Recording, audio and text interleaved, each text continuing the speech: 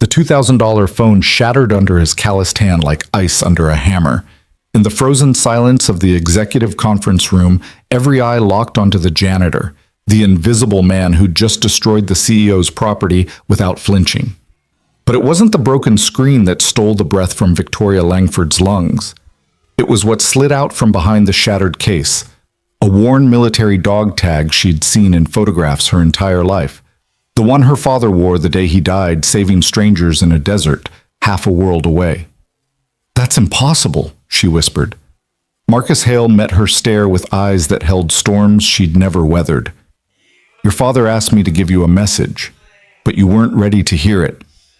If you want to discover what message could make a CEO's world crumble and why a janitor held the key to a legacy she never understood, stay with me until the very end. And if this story moves you, hit that like button and drop a comment telling me what city you're watching from. I love seeing how far these stories travel." The rain hammered against the floor-to-ceiling windows of Langford Tower, like accusations no one wanted to hear. 43 stories above the Seattle streets, the building rose like a glass monument to everything Victoria Langford believed she'd earned: power, prestige, and a name that opened doors before she even reached them. Inside, the polished marble floors reflected fluorescent perfection. Every surface gleamed, every corner maintained the kind of sterile excellence that whispered money without ever having to shout. And moving through those pristine halls like a ghost no one noticed was Marcus Hale, pushing his cleaning cart with the steady rhythm of a man who'd learned long ago that invisibility was sometimes the greatest armor. He was 42, though the lines around his eyes suggested harder years than the number implied. Broad-shouldered beneath his gray uniform, he moved with an economy of motion that spoke of discipline, the kind forged not in gyms, but in places where wasted energy could cost lives. His hands were scarred, knuckles that had known impact, fingers that had learned precision under pressure. But in the Langford Tower, those hands held mops and squeegees, and nobody looked twice. Nobody except the little girl whose drawing currently lived folded in his shirt pocket. "Daddy's a superhero," the crayon letters declared above a stick figure holding what might have been a broom or possibly a sword. At 7 years old, Maya Hale saw her father the way children did, with eyes that hadn't yet learned that the world measured worth in titles and bank accounts rather than bedtime stories and promises kept. Marcus had learned that lesson differently, in a place where rank meant survival, and a man's worth showed itself when the bullets started flying. But that was another life.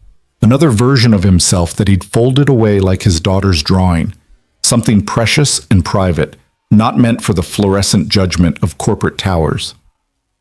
"Mr. Hale," the voice cut through his thoughts with the precision of a scalpel.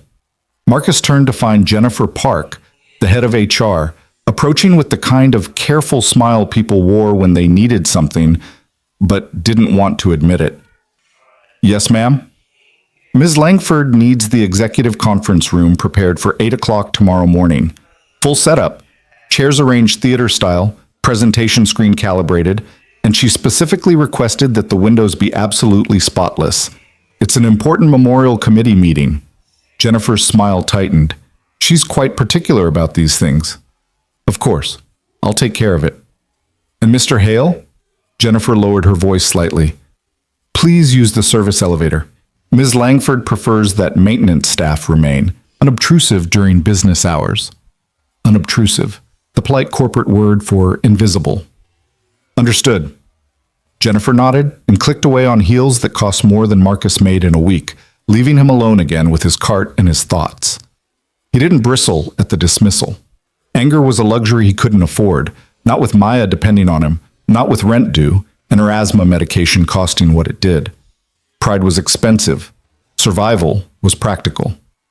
He made his way to the service elevator, the one tucked behind an unmarked door that employees pretended didn't exist, and rode it down to the basement supply room. The fluorescent lights there flickered with a tired buzz that felt almost companionable. This was his domain, the world beneath the world, where the machinery that kept the tower running hummed in honest mechanical labor. Marcus gathered what he needed: microfiber cloths, glass cleaner, the specialized solution for the hardwood conference table. He worked with the methodical precision of a man who'd learned that details mattered, that small things overlooked became big problems later. It was a lesson the military had beaten into him, one that civilian life had only reinforced. His phone buzzed, a text from Rosa, his neighbor who watched Maya after school. She's asking about the museum trip on Saturday. Still happening? Marcus felt the familiar weight in his chest. The constant calculation of hours worked against dollars earned against promises made to a little girl who deserved more than he could give. The Museum of Flight had an exhibit on military aviation. Maya had been circling the date on their kitchen calendar for weeks, adding stars and exclamation points until the square looked like a constellation of hope. Yes, tell her it's a date. He could pick up an extra shift next week. The emergency fund would survive. The elevator carried him back to the executive floor. At night, with most of the staff gone, the tower took on a different character. The aggressive ambition that charged the air during business hours faded into something quieter, almost contemplative.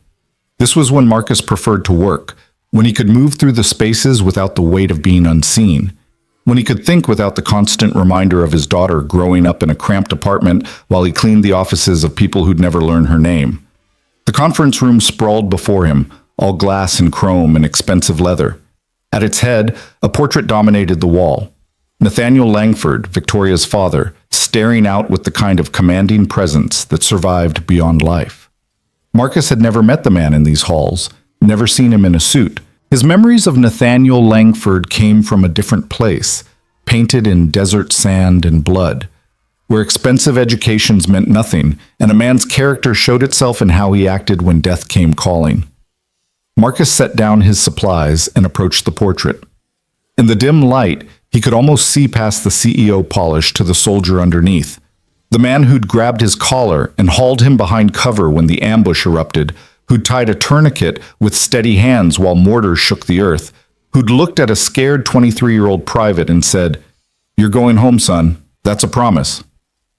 Nathaniel had kept that promise. Marcus had made it home. Nathaniel hadn't. "Working late, I see." Marcus turned to find Victoria Langford herself standing in the doorway, and he understood immediately why Jennifer had been nervous. Victoria didn't just enter rooms. She claimed them, transformed them into her territory with nothing more than presence and expectation. At 34, she wore authority like couture, her tailored suit sharp enough to cut, her heels adding 3 inches she didn't need to look down on people. She was beautiful in the way expensive things often were, carefully maintained, perfectly presented, cold to the touch. Dark hair pulled back in a style that probably had a name Marcus didn't know. Makeup applied with precision, jewelry that whispered wealth without shouting.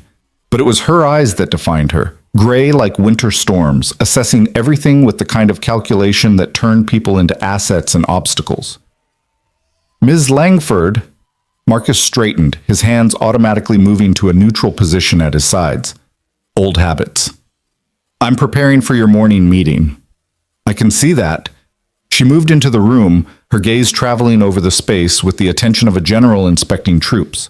"The windows need to be perfect. We're having photographers. This memorial committee is my father's legacy, and I won't have it cheapened by poor presentation." "Yes, ma'am. I'll make sure everything meets your standards." Victoria's attention finally settled on him, really seeing him for perhaps the first time despite his months working in the building. Her expression suggested she wasn't impressed with what she saw, just another uniform, another service provider, another person whose name she'd never need to remember. "See that you do." She turned toward the portrait of her father, and something shifted in her posture, a softening so brief Marcus almost missed it. "My father built this company from nothing. Integrity, vision, tireless work. That was his legacy. This memorial will honor that. It will remind people what true leadership looks like." Marcus said nothing. There were things he could have said, truths he carried that would crack her certainty like dropped china. But silence had served him well for 8 years. Silence kept Maya fed and housed. Silence was survival.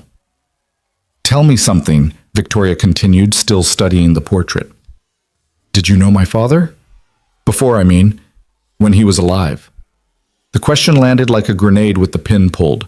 Marcus felt the weight of the dog tag in his locker downstairs, the worn metal that had hung around Nathaniel's neck through 3 deployments, the message he'd been entrusted with, the promise he'd made to a dying man. "I knew of him, ma'am. Everyone did." It wasn't a lie exactly, just not the truth. Victoria nodded, satisfied with the answer she'd expected. He was extraordinary, brilliant businessman, devoted father, pillar of the community. There'll never be another like him. No, ma'am.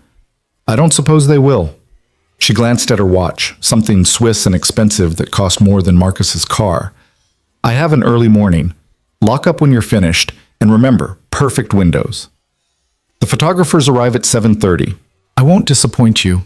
Victoria paused at the doorway, looking back with an expression that suggested she was calculating whether to say something more. Whatever it was, died unspoken.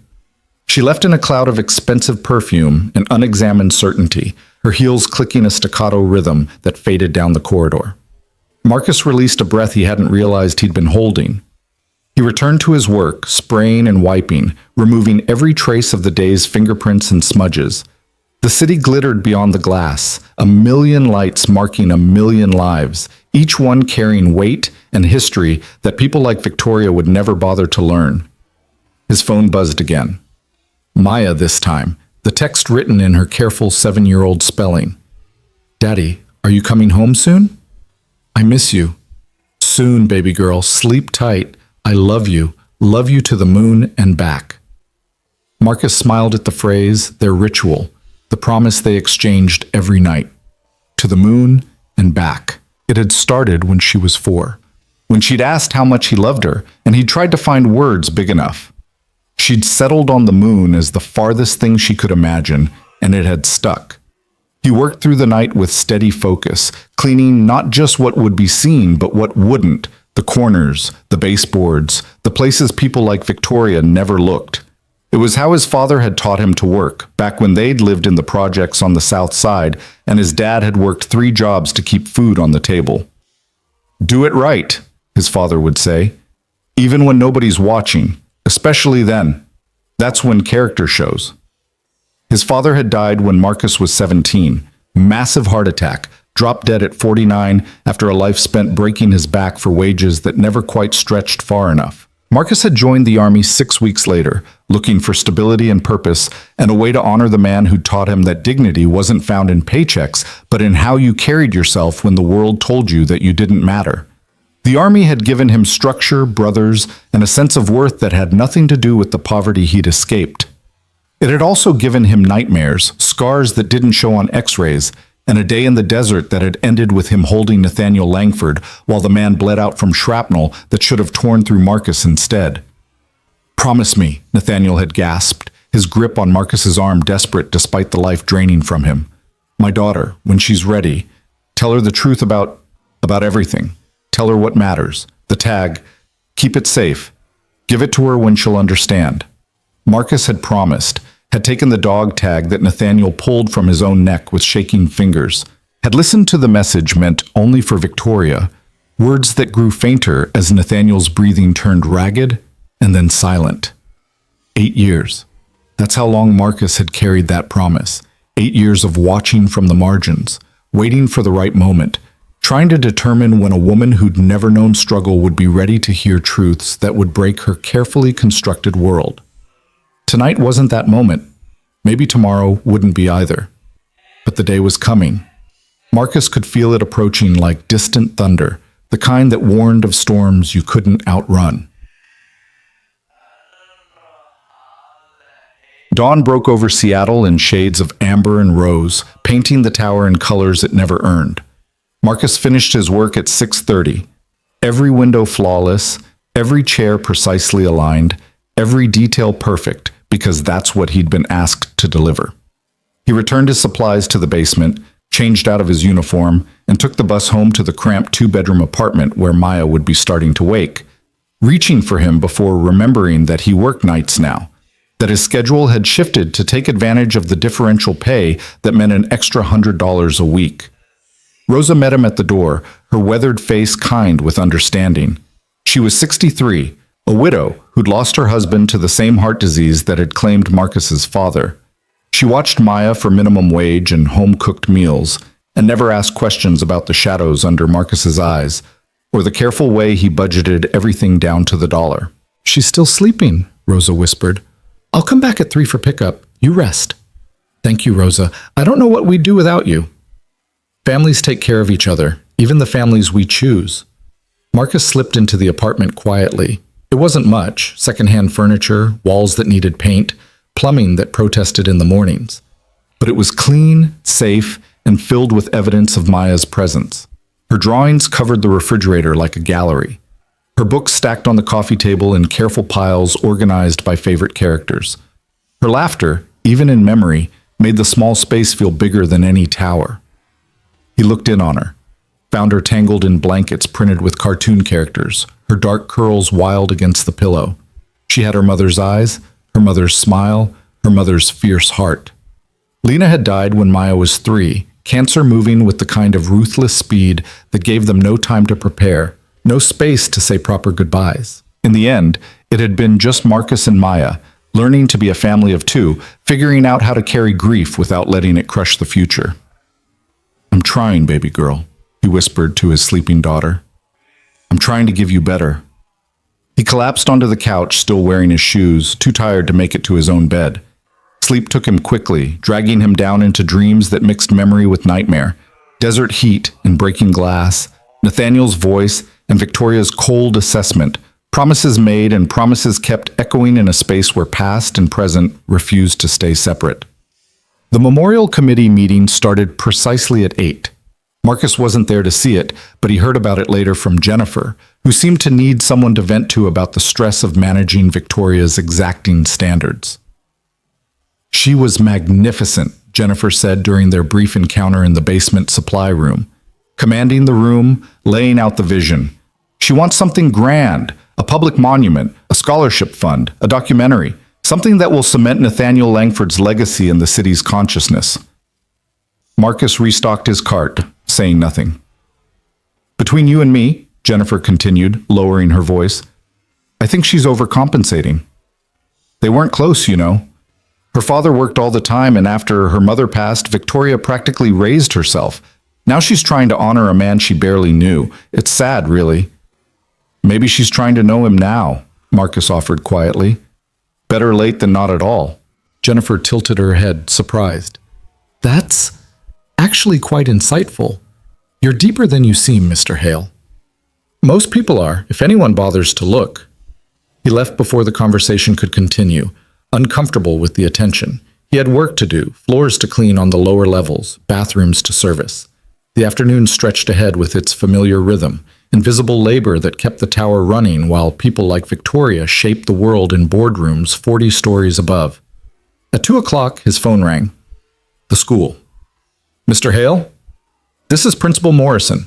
Maya had an incident today, an asthma attack during PE. She's fine now, but we had to use her emergency inhaler. We wanted to let you know." Marcus's heart clenched. "I'll pick her up early." "That's not necessary. She's back in class, breathing normally, but you might want to check in with her doctor about adjusting her medication. The attacks have been more frequent lately." More frequent meant more expensive. The prescription cost $300 a month, even with insurance. An adjustment might mean a different medication, a different price point, a different calculation in the budget that was already stretched thinner than it should be. "I'll make an appointment. Thank you for calling." He stood in the basement, surrounded by cleaning supplies and industrial machinery, feeling the weight of choices that shouldn't have to be choices. Maya's health, or the electric bill. Her medication, or his pride. The emergency fund, or the museum trip she'd been dreaming about. His father's voice echoed in memory. "Do what you have to do to take care of your own. The world won't respect you for it, but your family will remember." Marcus pulled out his phone and sent a text to his supervisor. "Any extra shifts available this week?" The response came quickly. "Friday overnight, building inspection prep, time and a half." "I'll take it." He'd been planning to take Maya to her favorite playground Friday after school, had promised her they'd get ice cream and spend the whole evening together. She'd understand. She always did. That was the problem. A 7-year-old shouldn't have to be so understanding about her father's absence. Shouldn't have to learn so young that love sometimes looked like sacrifice and presence, sometimes meant working extra hours to pay for the medicine that kept her breathing. The afternoon dissolved into routine. Marcus cleaned offices where young professionals complained about their 6-figure salaries being insufficient. He emptied trash cans full of catered lunches that cost more than his weekly grocery budget. He polished conference tables where people made decisions that affected thousands of lives without ever considering the human cost of their efficiency metrics. And through it all, he remained invisible. The quiet man in the gray uniform. The janitor nobody noticed. The ghost who kept their world running while they pretended he didn't exist. Victoria stood at the head of the conference table, studying the rendering spread before her. The memorial committee had presented 12 different concepts, each trying to capture her father's legacy in stone and steel and public grandeur. Too subtle, she said, dismissing the first option. My father wasn't subtle. He was transformative. Too modern, she said of the second. He valued tradition, foundations, lasting impact. One by one, she rejected them. Too small, too derivative, too focused on corporate success rather than personal character. The committee members exchanged glances, their frustration carefully masked. This was the fourth meeting, and Victoria had approved nothing. Ms. Langford, ventured Robert Castellan, the architect who'd flown in from New York specifically for this project, perhaps if you could articulate more specifically what you're looking for, we could better capture your vision. Victoria's gray eyes went cold. I'm looking for something worthy of my father, something that communicates the magnitude of what he built, who he was, the standards he represented. Is that specific enough, Mr. Castellan? Of course. Forgive me. The problem, Victoria continued, her voice sharp with frustration she rarely allowed herself to show, is that none of you knew him. You're designing based on his business biography, his public persona. But that wasn't who he was. He was... She trailed off, realizing she didn't know how to finish that sentence. Who had her father been, really? A figure in a suit who occasionally appeared at her boarding school events? A voice on the phone calling from airport lounges and hotel rooms? A portrait on a wall surrounded by accolades that testified to professional success but said nothing about the man behind the achievements? He was everything, she finished lamely. He deserves everything. The meeting ended without resolution. Victoria dismissed the committee with instructions to present new concepts in 2 weeks, then remained alone in the conference room, staring at her father's portrait as if it might offer answers to questions she didn't know how to ask. Her phone buzzed, her assistant, David, with her schedule. Reminder, 4 p.m. meeting with the CFO regarding Q2 projections. 6 p.m. cocktail reception at the Sheraton for the United Way campaign. 8 p.m. reservation at Canlis with the Steinberg Group. Victoria sighed. Another evening of networking, performance, maintaining the image of the woman who had it all figured out. Sometimes she wondered what it would feel like to simply stop, to admit that she was building monuments to a man she'd never really known, trying to honor a relationship that had existed more in theory than reality. But stopping wasn't an option. The Langford name meant something. Her father had built an empire. She would build a legacy. That's what daughters did when they couldn't say I love you in person. They said it in bronze plaques and scholarship endowments and public monuments that would outlast grief. She gathered her materials and headed for the elevator. In the hallway, she passed the janitor, Marcus something, she thought his name was, pushing his cart with quiet efficiency. He nodded respectfully. She barely registered his presence. Why would she? He was nobody. Just another member of the support staff, easily replaced, functionally invisible.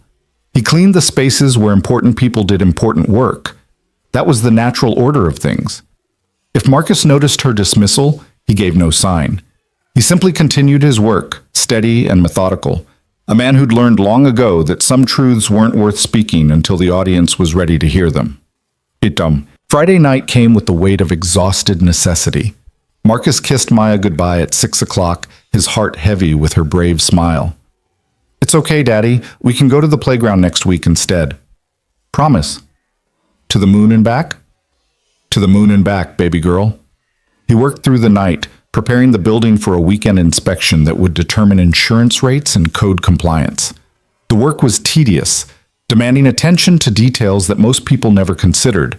Fire extinguisher pressure, emergency lighting functionality, stairwell signage visibility. At 2 a.m, the building silent except for the mechanical hum of climate control, Marcus found himself once again in the executive conference room. The portrait of Nathaniel Langford watched him with painted eyes that held more truth than anyone realized. Marcus pulled the dog tag from his pocket. He'd started carrying it with him lately, a subconscious preparation for something he couldn't name. The metal was warm from his body heat, the engraved letters worn but still legible. Nathaniel's name, his service number, his blood type. The practical information of military life, distilled to what mattered when everything went to hell. "When is she ready?" Marcus asked the portrait quietly. "When does she get to know who you really were?" The painted figure offered no answers. But somewhere in the building's sleeping silence, Marcus felt time shifting, felt the moment approaching when silence would no longer serve, when the truth would demand its voice regardless of the cost. He tucked the dog tag away and returned to his work. The inspection wouldn't wait. Maya's medicine wouldn't pay for itself. And Victoria Langford would continue building monuments to a man she'd never understood until the day came when understanding could no longer be postponed. That day was coming. Marcus could feel it in his bones, in the way small coincidences were accumulating into larger patterns, in the way Victoria's frustration with the memorial committee suggested a hunger for truth she didn't know she was craving. When it arrived, nothing would be the same. Not for Victoria, with her cold certainty and expensive illusions. Not for Marcus, with his quiet dignity and carried secrets. Not for the carefully maintained fiction that some lives mattered more than others simply because they played out on higher floors of glass towers. The storm was building, and when it finally broke, the rain would wash away more than just fingerprints on executive windows. It would wash away the lies people told themselves about worth, about legacy, about who deserved to be seen and who could remain safely invisible in the corners of other people's lives. Marcus finished his inspection checklist at dawn. Every item checked, every detail addressed, every standard met. Perfect work performed in perfect solitude, witnessed by no one, recognized by no one. Exactly the way he'd learned to survive. But survival was getting harder, and silence was growing heavier, and the promise he'd made to a dying man was demanding resolution. Soon, very soon now. The truth would have its day. The weekend passed in the strange, suspended time that single parents learn to navigate. Hours measured in loads of laundry, grocery store trips calculated to the penny, and the precious stolen moments when Maya's laughter made the cramped apartment feel like a palace. Marcus took her to the Museum of Flight on Saturday as promised, watching her face light up at the vintage aircraft suspended from the ceiling like mechanical birds frozen mid-flight. "That one," she said, pointing to a Huey helicopter. "That's like the ones you flew in, right, Daddy?" "Rode in, baby. I didn't fly them. But yes, just like that." She pressed her nose against the railing, studying the machine with the intense focus she brought to everything that mattered to her. "Were you scared?" Marcus considered lying, decided against it. "Sometimes, but I had good people with me. That made the difference." "Like a team?" "Exactly like a team." She took his hand, her small fingers wrapping around his with the absolute trust that both humbled and terrified him. "I'm glad you came home safe. Some people don't, right?" "No, baby, some people don't." They moved through the exhibits in comfortable silence after that, Maya absorbing everything with wide eyes, while Marcus carried the weight of memories she was still too young to understand. By the time they left, the sun was setting in shades of purple and gold, and Maya was half asleep against his shoulder on the bus ride home, her breath warm against his neck, her trust absolute. "Love you to the moon and back," she mumbled. "To the moon and back, baby girl." Monday arrived with the gray insistence of Seattle autumn, rain drumming against windows, while the city woke to another week of corporate ambition and practiced indifference. Marcus returned to his night shift, slipping back into the rhythm of invisible labor that kept the Langford Tower running while its inhabitants focused on things they considered important. But something had shifted. He felt it in the air, in the way small coincidences were accumulating into larger patterns. Victoria's memorial committee meetings had become more frequent, her frustration more visible. She stayed late now, long after the other executives had left, sitting alone in the conference room staring at renderings and proposals that never quite captured whatever she was searching for. Marcus observed it all from his peripheral existence, mopping floors and emptying trash while the CEO wrestled with questions she couldn't articulate. He understood her struggle more than she could know. How did you honor someone you'd never really understood? How did you build a monument to a relationship that existed more in obligation than intimacy? On Tuesday evening, he was cleaning the executive washroom when he heard voices in the hallway. Victoria and someone Marcus didn't recognize, their conversation floating through the partially open door. "You're pushing too hard," the man said. His voice carried the kind of casual authority that suggested long familiarity. "This memorial project is consuming you, Vic. Your father wouldn't want that." "Don't tell me what my father would want, Robert." Victoria's tone could have cut glass. "You didn't know him. Neither did you, really. That's what this is about, isn't it? You're trying to construct a relationship in bronze and marble because you never had one in life." The silence that followed vibrated with fury. When Victoria spoke again, her voice was deadly quiet. "Get out.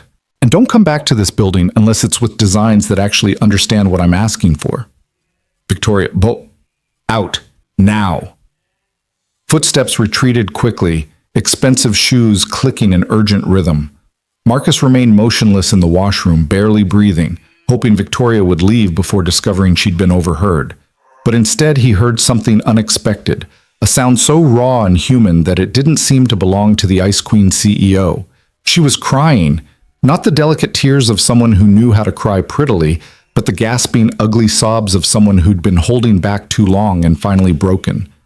Marcus stood frozen, mop in hand, trapped between the instinct to offer comfort and the knowledge that his comfort would be unwelcome. He was the janitor. She was the CEO. The gulf between them was measured in more than money or education. It was the fundamental distance between people who were seen and people who existed only in service. The crying stopped as abruptly as it had started.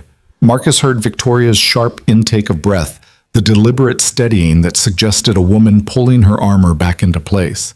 Her heels clicked toward the conference room, the door closing with a firm finality that meant she wanted privacy. Marcus finished his work quickly and quietly, disappearing back into the invisible spaces where people like him belonged. But the sound of Victoria's grief stayed with him, a reminder that pain didn't care about tax brackets or corner offices.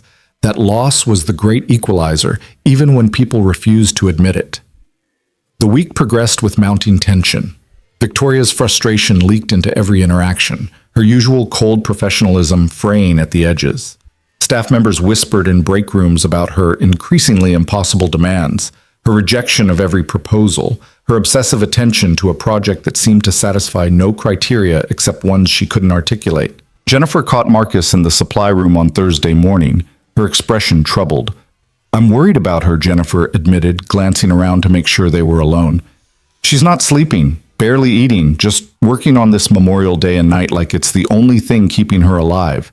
Yesterday, she snapped at the entire executive team over a quarterly report that was 0.3% off projection. That's not like her." "Grief makes people act in strange ways," Marcus offered. "It's been 8 years since Nathaniel died. This isn't fresh grief. It's something else.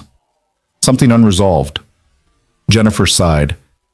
"Between you and me, I think she's finally realizing she never really knew her father, and now it's too late to fix that. So she's trying to construct him from other people's memories and public records. It's heartbreaking." Marcus said nothing, but the dog tag in his locker felt suddenly heavier, the message he carried more urgent. How long did you wait before delivering truth that someone needed but wasn't ready to hear? How did you measure readiness when the person in question had built their entire identity on comfortable fictions? That night, Marcus was cleaning the executive floor when he found Victoria still in her office at midnight. The lights of Seattle spread below her like a circuit board of human ambition, each window representing someone's dream or desperation. She sat at her desk surrounded by photographs. Nathaniel at corporate events, at charity galas, at ribbon cuttings and groundbreakings. The public face of a man whose private life remained a mystery to his own daughter. Marcus knocked softly on the open door. Victoria looked up, her face drawn with exhaustion that expensive concealer could no longer hide. "What is it?" Her voice lacked its usual sharp edge, worn down by too many late nights and unanswered questions. "I'm sorry to disturb you, Ms. Langford. I just wanted to check if you needed anything before I locked up this floor." She looked at him properly for perhaps the second time since he'd started working in the building. Really looked, her gray eyes focusing on him as if he might suddenly become substantial enough to matter. Do you have family, Mr. Hale? Marcus Hale? Yes, ma'am. A daughter. And your wife? She passed away 4 years ago. Something flickered in Victoria's expression, recognition, perhaps, of pain that transcended social boundaries. I'm sorry, that must be difficult. Raising a child alone. We manage. She's the best thing in my life. Victoria's gaze returned to the photographs scattered across her desk. My father was always working, building this company, securing our future, making sure the Langford name meant something. I understood, even as a child. Sacrifice in service of something larger. Legacy over presence. Marcus recognized the script she was reciting, the justification she'd told herself for years to make sense of a childhood spent in boarding schools and summer camps while her father built an empire. He'd heard similar words from soldiers who'd missed birthdays and holidays, convincing themselves that the mission mattered more than the moment, that their children would understand someday. Some did. Most didn't. And the ones who claimed understanding often carried wounds that never quite healed. I'm sure he loved you very much, Marcus said carefully. Love. Victoria laughed, but there was no humor in it. What does that even mean? He provided everything, the best schools, every opportunity, financial security that most people only dream about. Isn't that love? Isn't sacrifice in service of someone's future the highest form of caring? Marcus thought about Maya, about the way she lit up when he walked through the door, about the bedtime stories and goodnight kisses that cost nothing but time. He thought about Rosa's words, families take care of each other, not through money or position or legacy, but through presence, through showing up, through being there when it mattered. I think, he said slowly, that love shows itself in lots of ways. And sometimes the things we think demonstrate love aren't the things the other person needed. Victoria's eyes sharpened. That's surprisingly philosophical for a janitor. The comment landed like a slap, casual cruelty dressed up as observation. Marcus felt the sting but showed nothing.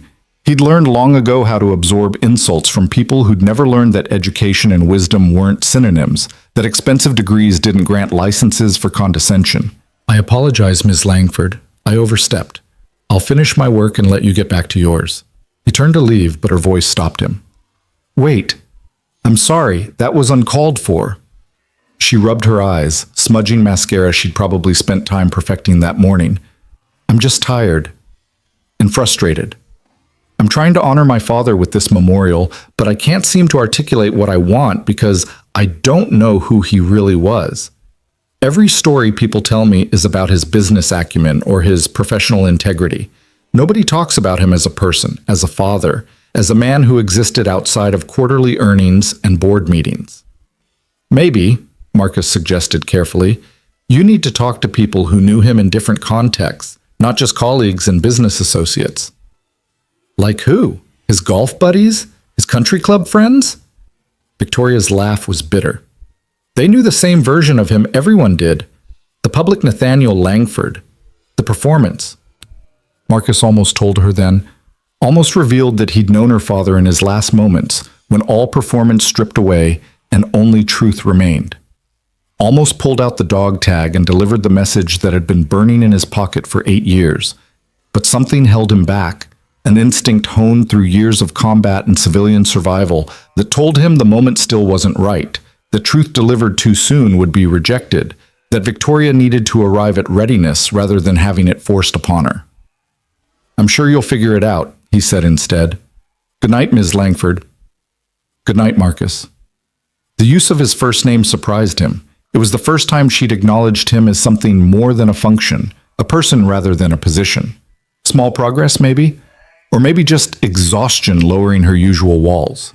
Marcus returned to his cart and continued his rounds, but his mind stayed in that office with the grieving CEO, surrounded by photographs of a stranger who happened to be her father. He understood her pain more than she could know.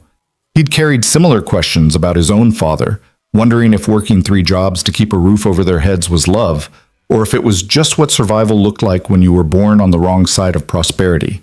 His phone buzzed. A text from Maya's school, forwarded by Rosa. Parent-teacher conference requested for next Tuesday at 3 p.m. Maya is doing well academically, but Mrs. Patterson has some concerns she'd like to discuss. Marcus stared at the message, calculating schedules and coverage. Tuesday afternoon meant asking for time off, which meant lost wages, which meant the budget would be tight. But Maya came first. Always. I'll be there. Thank you for letting me know. He finished his shift at dawn, the building slowly coming alive around him as early rising executives arrived to attack another day of corporate warfare. Marcus slipped out through the service entrance, invisible as always, carrying his secrets and his promises into the gray Seattle morning. The weekend brought rain that hammered the apartment windows and kept Maya inside, restless with unexpended energy. They built a fort from couch cushions and blankets, created an elaborate fantasy world where dragons needed rescuing and princesses knew kung fu. Marcus played along with the kind of complete commitment that made Maya's imagination real, because these moments were what mattered, not the paycheck or the position, but the presence. "Daddy?" Maya said during a break in their adventure, her face serious in the way children got when wrestling with big thoughts. "Why do some people have so much money and some people don't?" Marcus considered his answer carefully. "Lots of reasons, baby. Sometimes it's about the family you're born into. Sometimes it's about opportunities. Sometimes it's just luck. Is it fair? No, it's not fair. Then why don't people fix it? Because the people who have the power to fix it usually benefit from how things are, and it's hard to change a system when you're comfortable inside it." Maya frowned, processing this. "When I grow up, I'm going to fix it. I'm going to make sure everyone has enough." Marcus pulled her close, breathing in the strawberry scent of her shampoo. "I believe you will, baby girl. You've got a big heart and a strong spirit. You're going to do amazing things." "Because you taught me," she said with the absolute certainty that only 7-year-olds possessed. "You're the best teacher in the world." If only, Marcus thought. If only the lessons he could teach her were enough. How to be kind despite hardship. How to maintain dignity without security. How to value people regardless of their position. But the world didn't reward those lessons with college funds or financial stability. The world rewarded connections and privilege and being born to the right parents in the right zip code. Still, he'd give her everything he could, everything that mattered. Tuesday came with the dreaded parent-teacher conference. Marcus left work early, losing 4 hours of wages, and arrived at Maya's school in his civilian clothes, jeans and a button-down shirt that he kept clean for occasions like this. The elementary school was cheerful in that aggressive way schools tried to be, with bright murals and inspirational posters telling children they could be anything they wanted, carefully avoiding the asterisk that said, "if you have the resources and support systems to make it possible." Mrs. Patterson was young, idealistic, the kind of teacher who still believed she could make a difference. Marcus liked her immediately. "Mr. Hale, thank you for coming. Maya is a bright, engaged student. Her reading is above grade level, her math skills are solid, and her creativity is remarkable." "But," Marcus prompted, hearing the unspoken concern, "but I'm worried about her. She's very mature for her age, too mature, maybe. She takes on a lot of emotional responsibility. When other children are upset, she's the one comforting them. When there's conflict, she's the mediator. It's admirable, but it's also—" "She's 7, Marcus finished. "She should be allowed to be 7. "Exactly." Mrs. Patterson's expression was compassionate. "I get the sense that Maya worries about things beyond her years, about money, about your well-being, about being good enough so she doesn't add to your burden. Does that resonate?" It did, more than Marcus wanted to admit. He thought about Maya's brave smile when he had to cancel plans for extra shifts, the way she never asked for things, even when he could see her wanting them, the careful way she monitored his tiredness and tried to be easier, quieter, less demanding. "She's been through a lot," Marcus said quietly, "losing her mother, watching me struggle sometimes. I try to shield her, but kids see more than we think. She loves you enormously, that's clear. And you're doing a wonderful job in difficult circumstances." Mrs. Patterson leaned forward. "But I want to make sure Maya has space to be a child, to be silly, to be selfish in age-appropriate ways, to not worry about adult problems. Is there anything the school can do to support you both?" Marcus appreciated the question even as he knew there were no easy answers. What he needed was time. The luxury of not working night shifts, of being present for breakfast and homework help, of not calculating every expense down to the dollar. What he needed was security. What he needed was a world where single fathers who cleaned office buildings could give their brilliant daughters the same opportunities as children born to corner offices. "We're managing," he said, "but I'll talk to her. Make sure she knows she's allowed to just be a kid." "Thank you." "And Mr. Hale?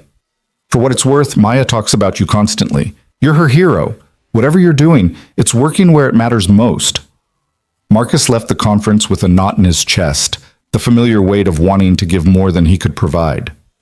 He picked Maya up from Rosa's apartment and took her to the playground despite the drizzle, pushing her on the swings while she laughed and demanded, "Higher, Daddy, higher." "Baby girl," he said when she finally tired, sitting beside her on the damp bench, "you know you can tell me anything, right? When you're worried or scared or need something?" "I know, Daddy. And you don't have to take care of me. I'm the grown-up. That's my job." Maya looked at him with eyes too old for her face. "But who takes care of you?" The question hit him like shrapnel, tearing through the armor he tried to maintain. "I take care of myself. That's what adults do." "But that's not fair. Everyone needs someone." "I have you. That's all I need." She leaned against him, small and trusting.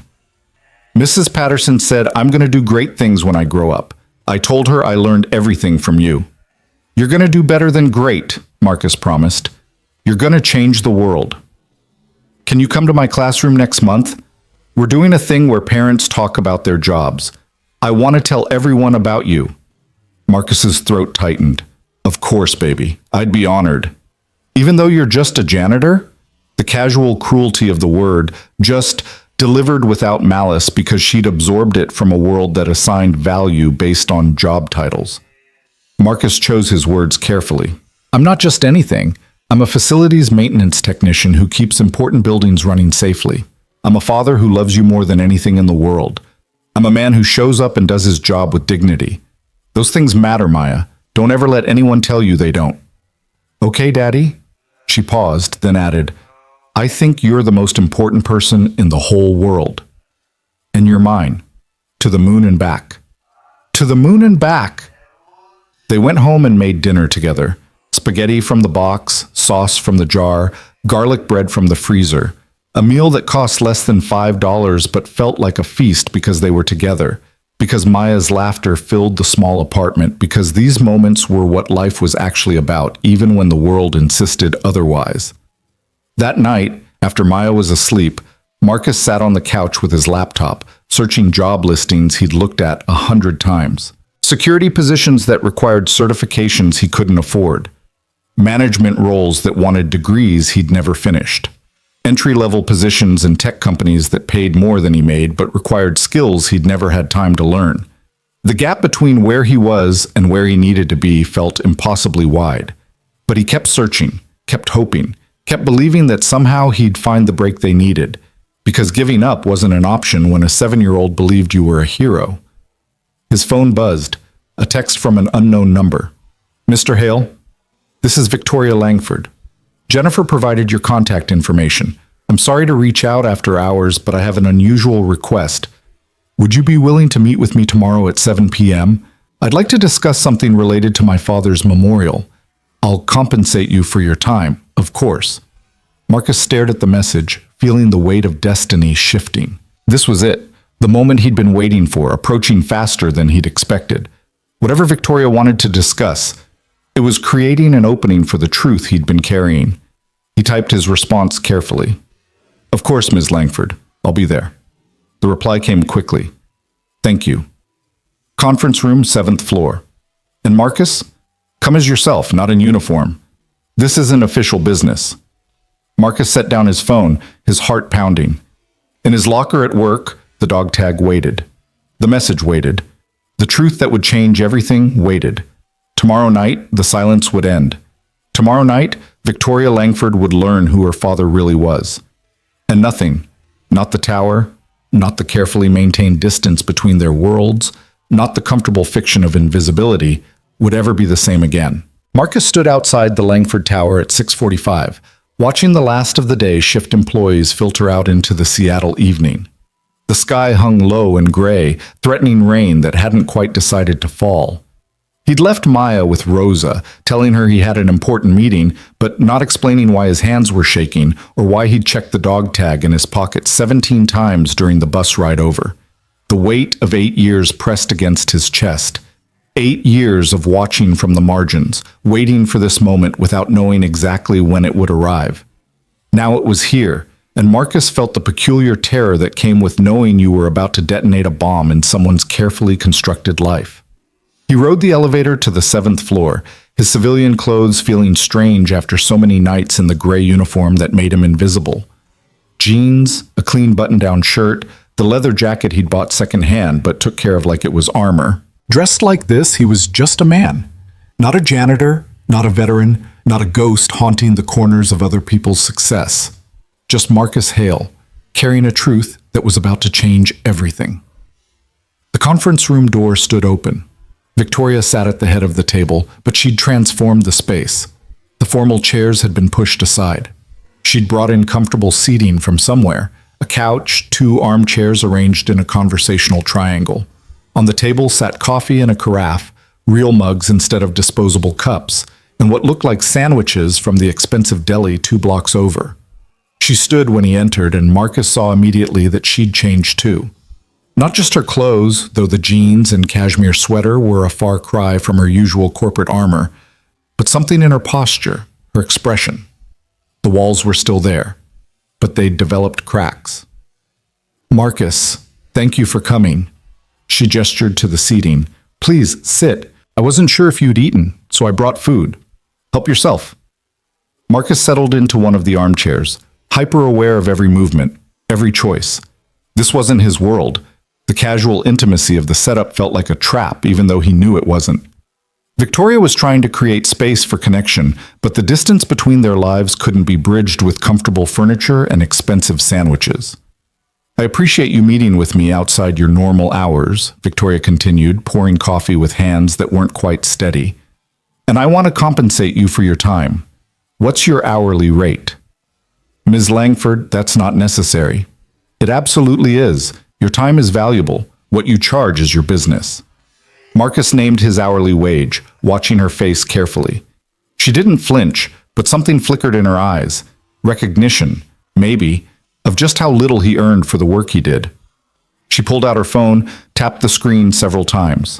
"I'm sending you payment for 3 hours. That should cover your time tonight and your travel." She looked up. "And please, call me Victoria. If we're going to have an honest conversation, we can dispense with the corporate formalities." "Then you should know I go by Marcus, not Mr. Hale." "Marcus." She tested his name like it was unfamiliar on her tongue. "Okay, Marcus it is." They sat in silence for a moment, the coffee cooling between them, the sandwiches untouched. Victoria seemed to be wrestling with how to begin, her usual commanding presence dissolving into something more human and uncertain. "I asked you here because you said something the other night that's been haunting me," she finally said, "about love showing itself in different ways, and how sometimes what we think demonstrates love isn't what the other person needed. That hit me harder than you probably intended." Marcus said nothing, letting her work through whatever revelation she was approaching. "I've been trying to build this memorial to my father for months now," Victoria continued, her voice gaining strength. "I've hired the best architects, the most talented designers. I've rejected dozens of proposals because none of them feel right. And I finally realized why. I'm trying to memorialize a man I didn't actually know. Every story people tell me about Nathaniel Langford is about the CEO, the businessman, the public figure. Nobody talks about him as a person, as a father, as someone who existed outside the company he built." She stood abruptly, pacing to the window where the city lights were beginning to glow against the gathering dark. "I've been lying to myself, telling myself that his absence was sacrifice, that his constant work was love expressed through providing security and opportunity. But the truth is simpler and uglier. My father chose his company over his family, over me. He was never home, never at school events, never present for the moments that actually mattered. And now he's dead, and I can't ask him why. I can't demand answers.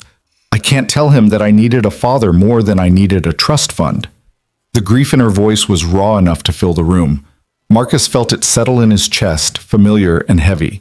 He'd heard similar words from soldiers who'd missed their children's childhoods, from men who'd believed the mission justified the absence and only understood the cost when it was too late to fix.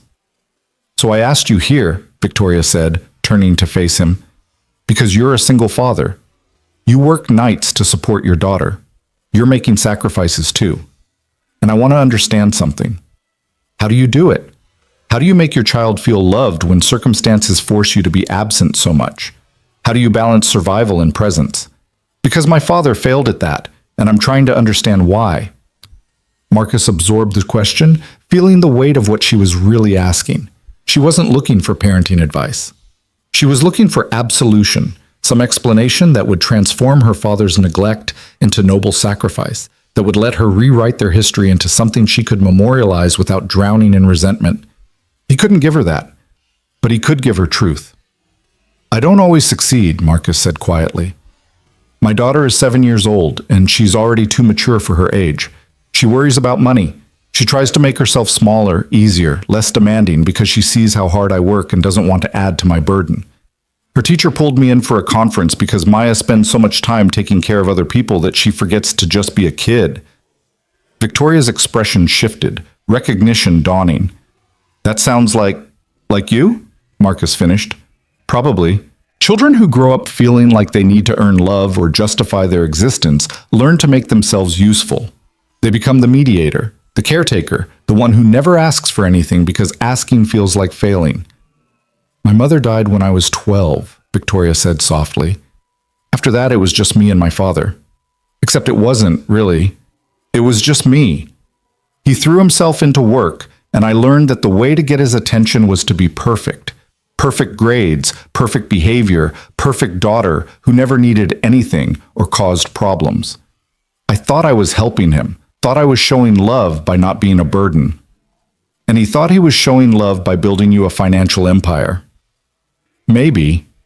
Or maybe he was just uncomfortable with grief and parenthood and found it easier to pour himself into something he understood, quarterly earnings and market shares and business strategies." Victoria returned to her seat, her shoulders sagging. "I don't know. That's the problem. I don't know, and now I never will." Marcus reached into his pocket, his fingers closing around the dog tag. This was the moment. This was why they were here, why 8 years had led to this conversation in this room. But now that the moment had arrived, he found himself hesitating, understanding with sudden clarity that what he was about to do would wound her before it could heal her. "Victoria," he said carefully, "can I ask why you invited me here specifically? You could have had this conversation with any number of people. Why the janitor?" She smiled, and for the first time since he'd met her, it reached her eyes. "Because the other night you saw me crying in the hallway. You could have pretended you didn't notice, could have stayed hidden in the washroom until I left. But I saw your shadow in the doorway. You were there, and you chose not to intrude, but you also didn't just disappear. You gave me space while making sure I wasn't completely alone. That's a kind of respect I'm not used to." Marcus felt something loosen in his chest. Maybe she was more ready than he'd thought.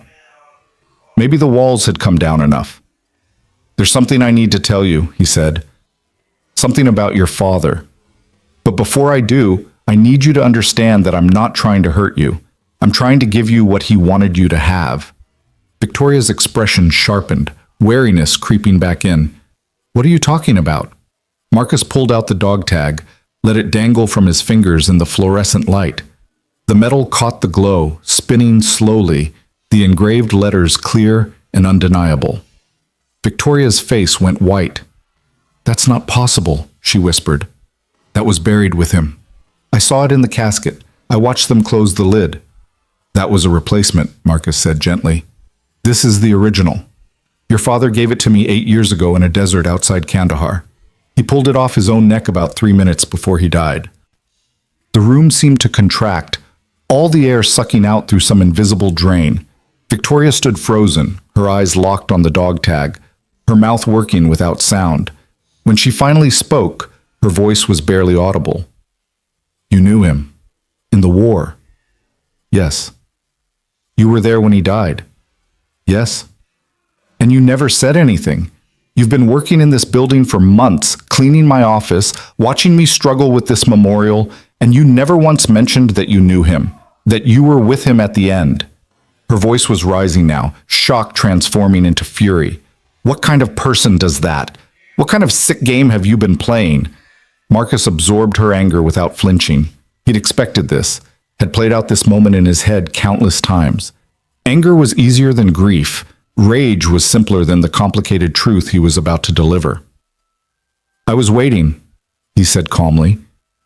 "Your father made me promise something. He told me to give you this tag and deliver a message, but only when you were ready to hear it. Not when you were comfortable or happy or settled, but when you were ready to actually listen. When you'd done enough searching that truth would land instead of bouncing off the armor you wear." "You don't get to decide when I'm ready for anything." Victoria's hands were shaking, her composure completely shattered. "That's my father's dog tag. Those are his words. You had no right to keep them from me." "He gave me that right. With his last breath, he gave me that right." Marcus stood, holding the dog tag out to her. "But you're right about one thing. The time for waiting is over. Whether you're ready or not, you need to hear what he said." Victoria snatched the dog tag from his hand, clutching it so hard her knuckles went white. Tears streamed down her face, 8 years of grief and anger and unresolved longing pouring out in ugly, gasping sobs. Marcus wanted to comfort her, to offer the kind of consolation humans gave each other in moments of breaking. But she needed to break. The walls she'd built wouldn't come down any other way. He waited, standing still while she fell apart, giving her the space to be human and messy and destroyed. Finally, her breathing steadied. She wiped her face with the back of her hand, streaking mascara, not caring how she looked. When she met his eyes again, the Ice Queen CEO was gone. What remained was just a woman who'd lost her father without ever really knowing him. "Tell me," she said hoarsely. "Tell me everything." Marcus returned to his seat, and the words he'd been carrying for 8 years finally found their voice. It was October 7th, 2017. We were providing security for a convoy delivering medical supplies to a remote village. Your father wasn't supposed to be there. He was visiting as part of some corporate goodwill project, embedding with our unit for a few days to write a report about private sector support for military operations. Most of the suits who came through stayed at the base, had dinner with the officers, took some photos, and went home with stories to tell at board meetings. Your father insisted on going into the field, said he needed to see the real work to write anything honest. Victoria was perfectly still, the dog tag pressed against her chest like she could absorb her father's essence through the metal. "We were about 40 minutes out from base when the ambush hit," Marcus continued. "IED took out the lead vehicle, small arms fire from 3 positions. It was coordinated, professional. We returned fire, called for air support, did everything by the book. But your father, he didn't have combat training, didn't know how to move under fire. I saw him freeze, saw the confusion on his face when the shooting started." Marcus's voice grew quieter, memory pulling him back to that day with sensory clarity he'd never been able to shake. "I grabbed him, pulled him behind our vehicle. He was in shock, asking questions that didn't matter. What was happening? How many hostiles? When would help arrive? I told him to stay down and stay quiet. He did. He followed orders like a soldier, even though he was scared out of his mind. The firefight lasted maybe 10 minutes, but it felt like hours. When air support arrived and the hostiles scattered, we did a damage assessment. 3 wounded from our unit, the lead vehicle destroyed. And that's when we found the second IED, hidden in a culvert about 15 feet from where your father and I were sheltered." Victoria's breath hitched. "He saw it." "He saw it," Marcus confirmed. "Saw it the same time I did. We both understood immediately what it meant. If it detonated, we were both dead. No question. That kind of device, that proximity, there's no surviving. Protocol says you report it and wait for EOD. But sometimes protocol gets people killed. Sometimes you have to make impossible choices in seconds." He paused, remembering Nathaniel's face in that moment, the fear and the calculation and the sudden startling clarity. "Your father looked at that IED, looked at me, and I saw him make a decision. He was a businessman, right? He understood risk assessment, cost-benefit analysis, the math of sacrifice." "What did he do?" Victoria's voice was barely a whisper. "He said, 'You have family, son?' I told him yes. I didn't tell him about Maya specifically, she wasn't born yet, but I told him I had people waiting for me. People who needed me to come home, and he said, "Then you're going home. That's not negotiable." Then he started moving toward the IED. No.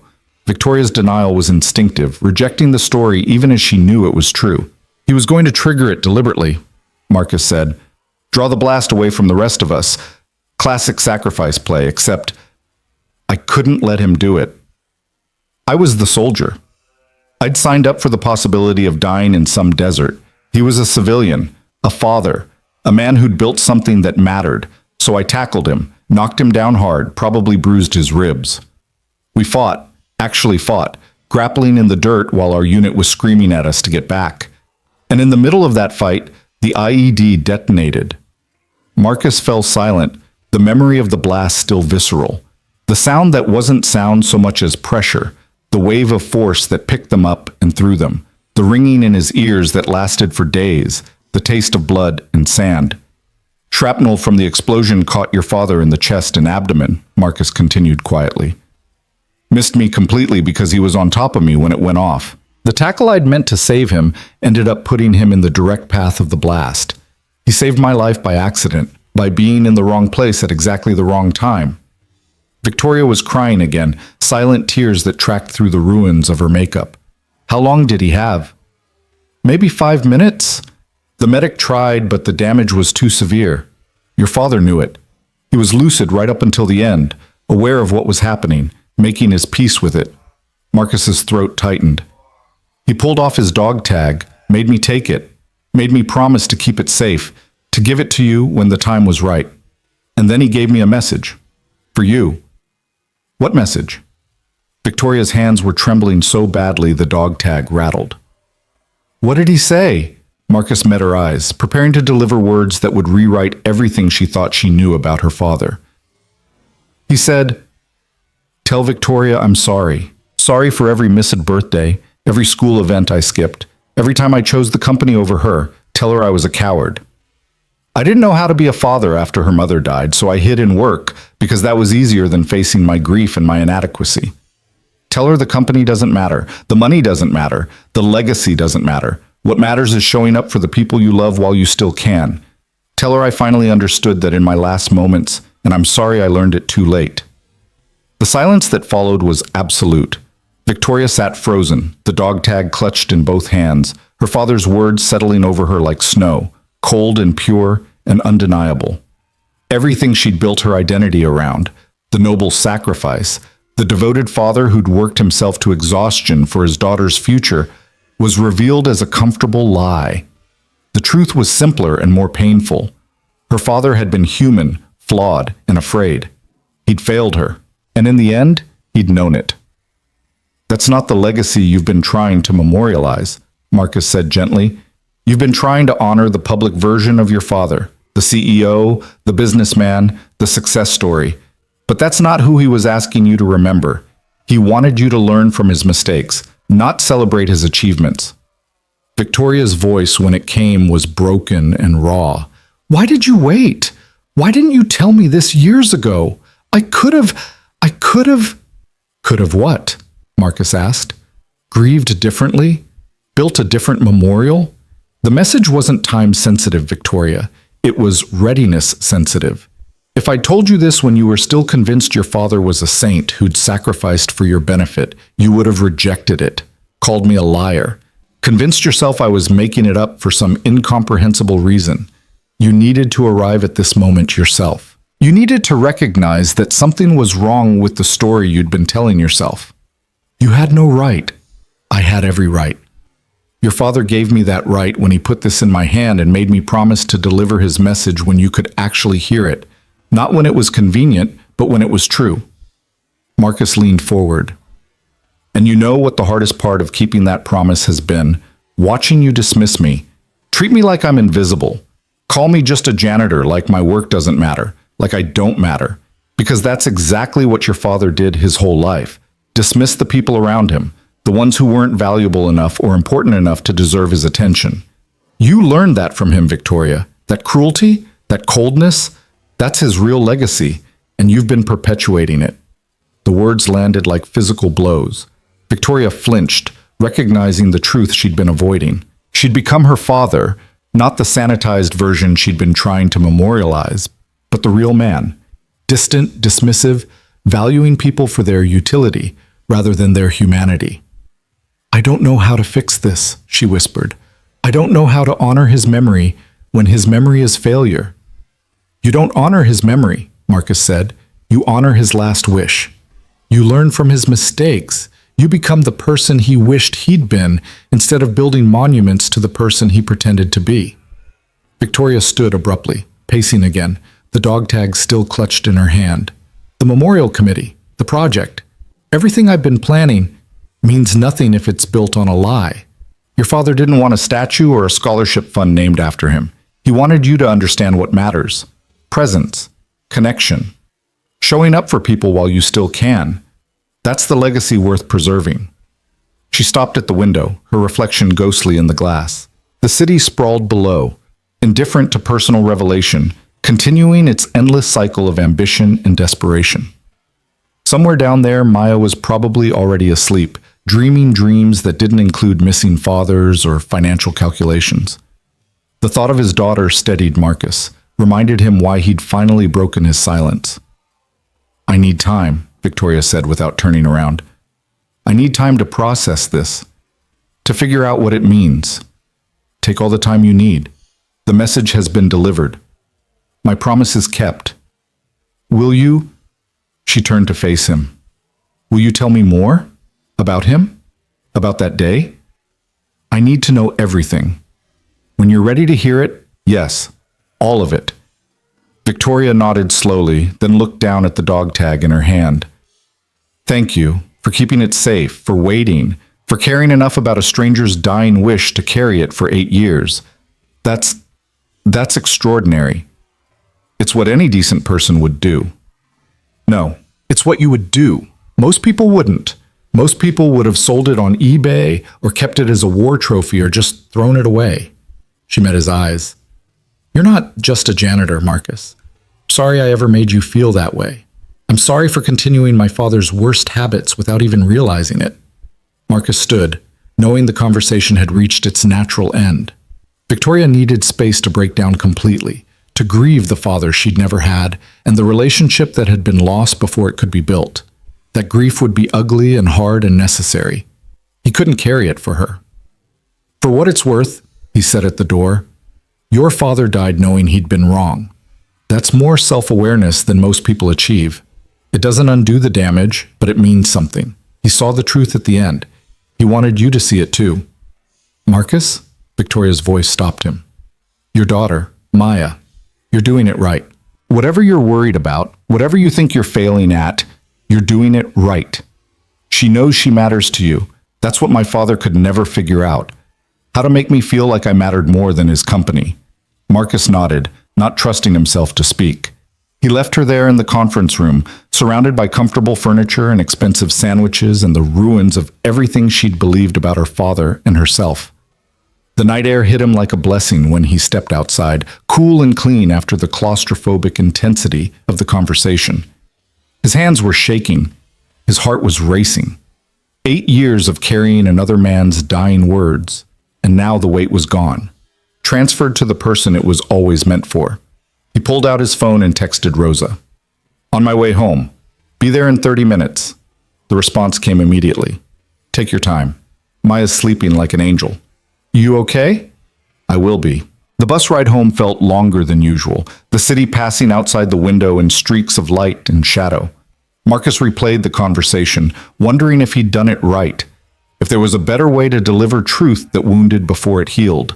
But there was no manual for this, no protocol. Just the messy, imperfect attempt to honor a promise made to a dying man by helping his daughter finally see him clearly. When Marcus slipped into the apartment, Rosa met him at the door with knowing eyes. "Big night?" "Bigger than I expected." "You look like you've been through a war." Marcus laughed, the sound surprising him. "Something like that." Rosa gathered her things, then paused at the door. "Whatever you did tonight, it was the right thing. I can see it on your face.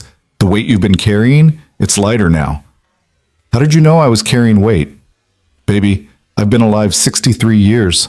I know what it looks like when someone's holding on to something too heavy to share. I'm glad you finally set it down.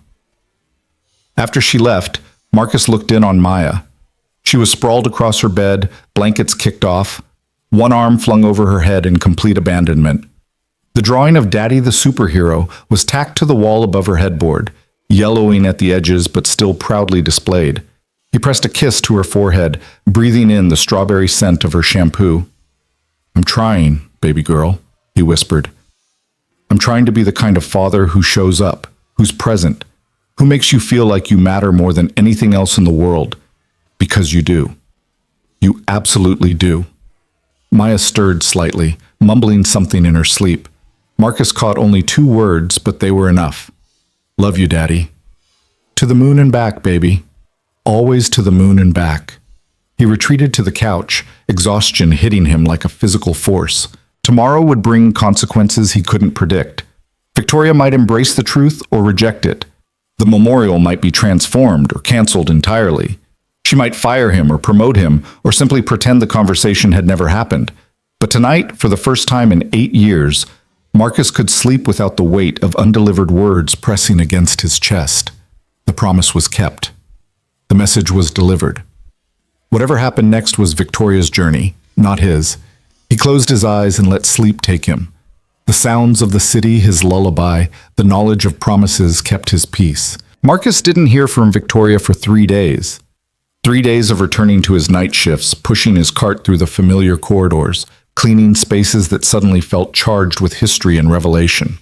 The conference room where he'd shattered her carefully constructed world remained empty, the comfortable furniture gone, returned to whatever executive office it had been borrowed from. The space looked exactly as it had before. Sterile, professional, designed for decisions rather than emotions. But everything had changed. Marcus felt it in the way Jennifer avoided his eyes during their brief encounters, in the whispered conversations that died when he entered a room, in the careful distance other staff members suddenly maintained. Word had spread somehow, not the specifics perhaps, but the sense that something significant had occurred between the janitor and the CEO, something that had shifted the invisible lines that kept their worlds separate. On the 4th day, Marcus arrived for his shift to find a message from his supervisor waiting in his locker. "Report to HR immediately. Don't punch in." His stomach dropped. This was it. The consequences he'd known might come. Victoria had had time to process, to decide how to respond to the truth he'd delivered. Apparently she'd chosen to respond by having him fired. Marcus couldn't even blame her. He'd kept crucial information from her for months, had watched her struggle without offering the answers he possessed. From her perspective, his silence must have seemed like cruelty, even if his intentions had been honorable. He made his way to Jennifer's office, rehearsing in his head how he'd explain this to Maya. How he'd tell his 7-year-old daughter that Daddy had lost his job because he'd kept a promise to a dying soldier, because he'd tried to do the right thing in an impossible situation. She'd understand, or at least she'd try to, because that's what she always did. But understanding wouldn't pay the rent or buy her asthma medication. Jennifer's expression was unreadable when he entered. She gestured to the chair across from her desk, her usual warmth replaced by something more guarded, more professional. "Marcus, please sit down." He sat, his hands resting calmly on his knees despite the storm of anxiety in his chest. Whatever was coming, he'd face it with dignity. That was all he had left. "I'll get straight to the point," Jennifer said. "Ms. Langford has requested that you be transferred to the day maintenance crew, effective immediately. The position comes with a pay increase, 15% above your current rate, and includes benefits enrollment in our executive staff healthcare plan. You'll work Monday through Friday, 8 to 5, with weekends off." Marcus stared at her, certain he'd misheard. "I'm sorry, what?" "You're being promoted," Jennifer said, and now her professional mask cracked into something that might have been relief or confusion, or both. "Or transferred technically, but with significant improvements to your compensation and schedule." Ms. Langford was very specific about the details. She also wanted me to inform you that your daughter will be added to the company's dependent healthcare coverage, which includes prescription medication with minimal copays. The words didn't make sense. Marcus tried to process them, to understand how a conversation that had ended with Victoria in tears and him walking out had transformed into this. Why?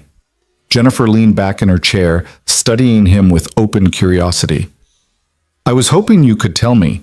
Ms. Langford has been different since your meeting, quieter, more thoughtful. She canceled the memorial committee entirely yesterday, just sent everyone home and said the project was being completely reconceived. Then she came to me with this transfer request for you, along with very specific instructions about your schedule and compensation. When I asked why, she said, and I quote, "Because I've been perpetuating my father's worst mistakes, and it ends now." Marcus felt something loosen in his chest, a knot he hadn't realized he'd been carrying. Victoria had heard him. Really heard him. The truth had landed, and instead of destroying her, it was transforming her. "When does this start?" he asked. "Today, if you're willing. Your new supervisor is Derek Chen, head of facilities management. He's expecting you at 9. I'll process the paperwork this afternoon, and the changes will be reflected in next week's paycheck." Jennifer paused, then added more quietly, "I don't know what happened between you and Ms. Langford, and it's not my business. But whatever it was, it seems to have been important for both of you." Marcus left the HR office feeling like he'd stepped into someone else's life. Day shift meant mornings with Maya, meant walking her to school, being there for breakfast, helping with homework in the evenings. The healthcare coverage meant no more anxiety about medication costs, no more calculating whether they could afford doctor visits. The pay increase meant breathing room in a budget that had been suffocating them for years. It was too much. It felt like charity, like guilt manifesting as generosity. But it was also exactly what Maya needed, what they both needed. And refusing it out of pride would only hurt his daughter, would prioritize his ego over her well-being. He called Rosa from the lobby, his voice shaking slightly.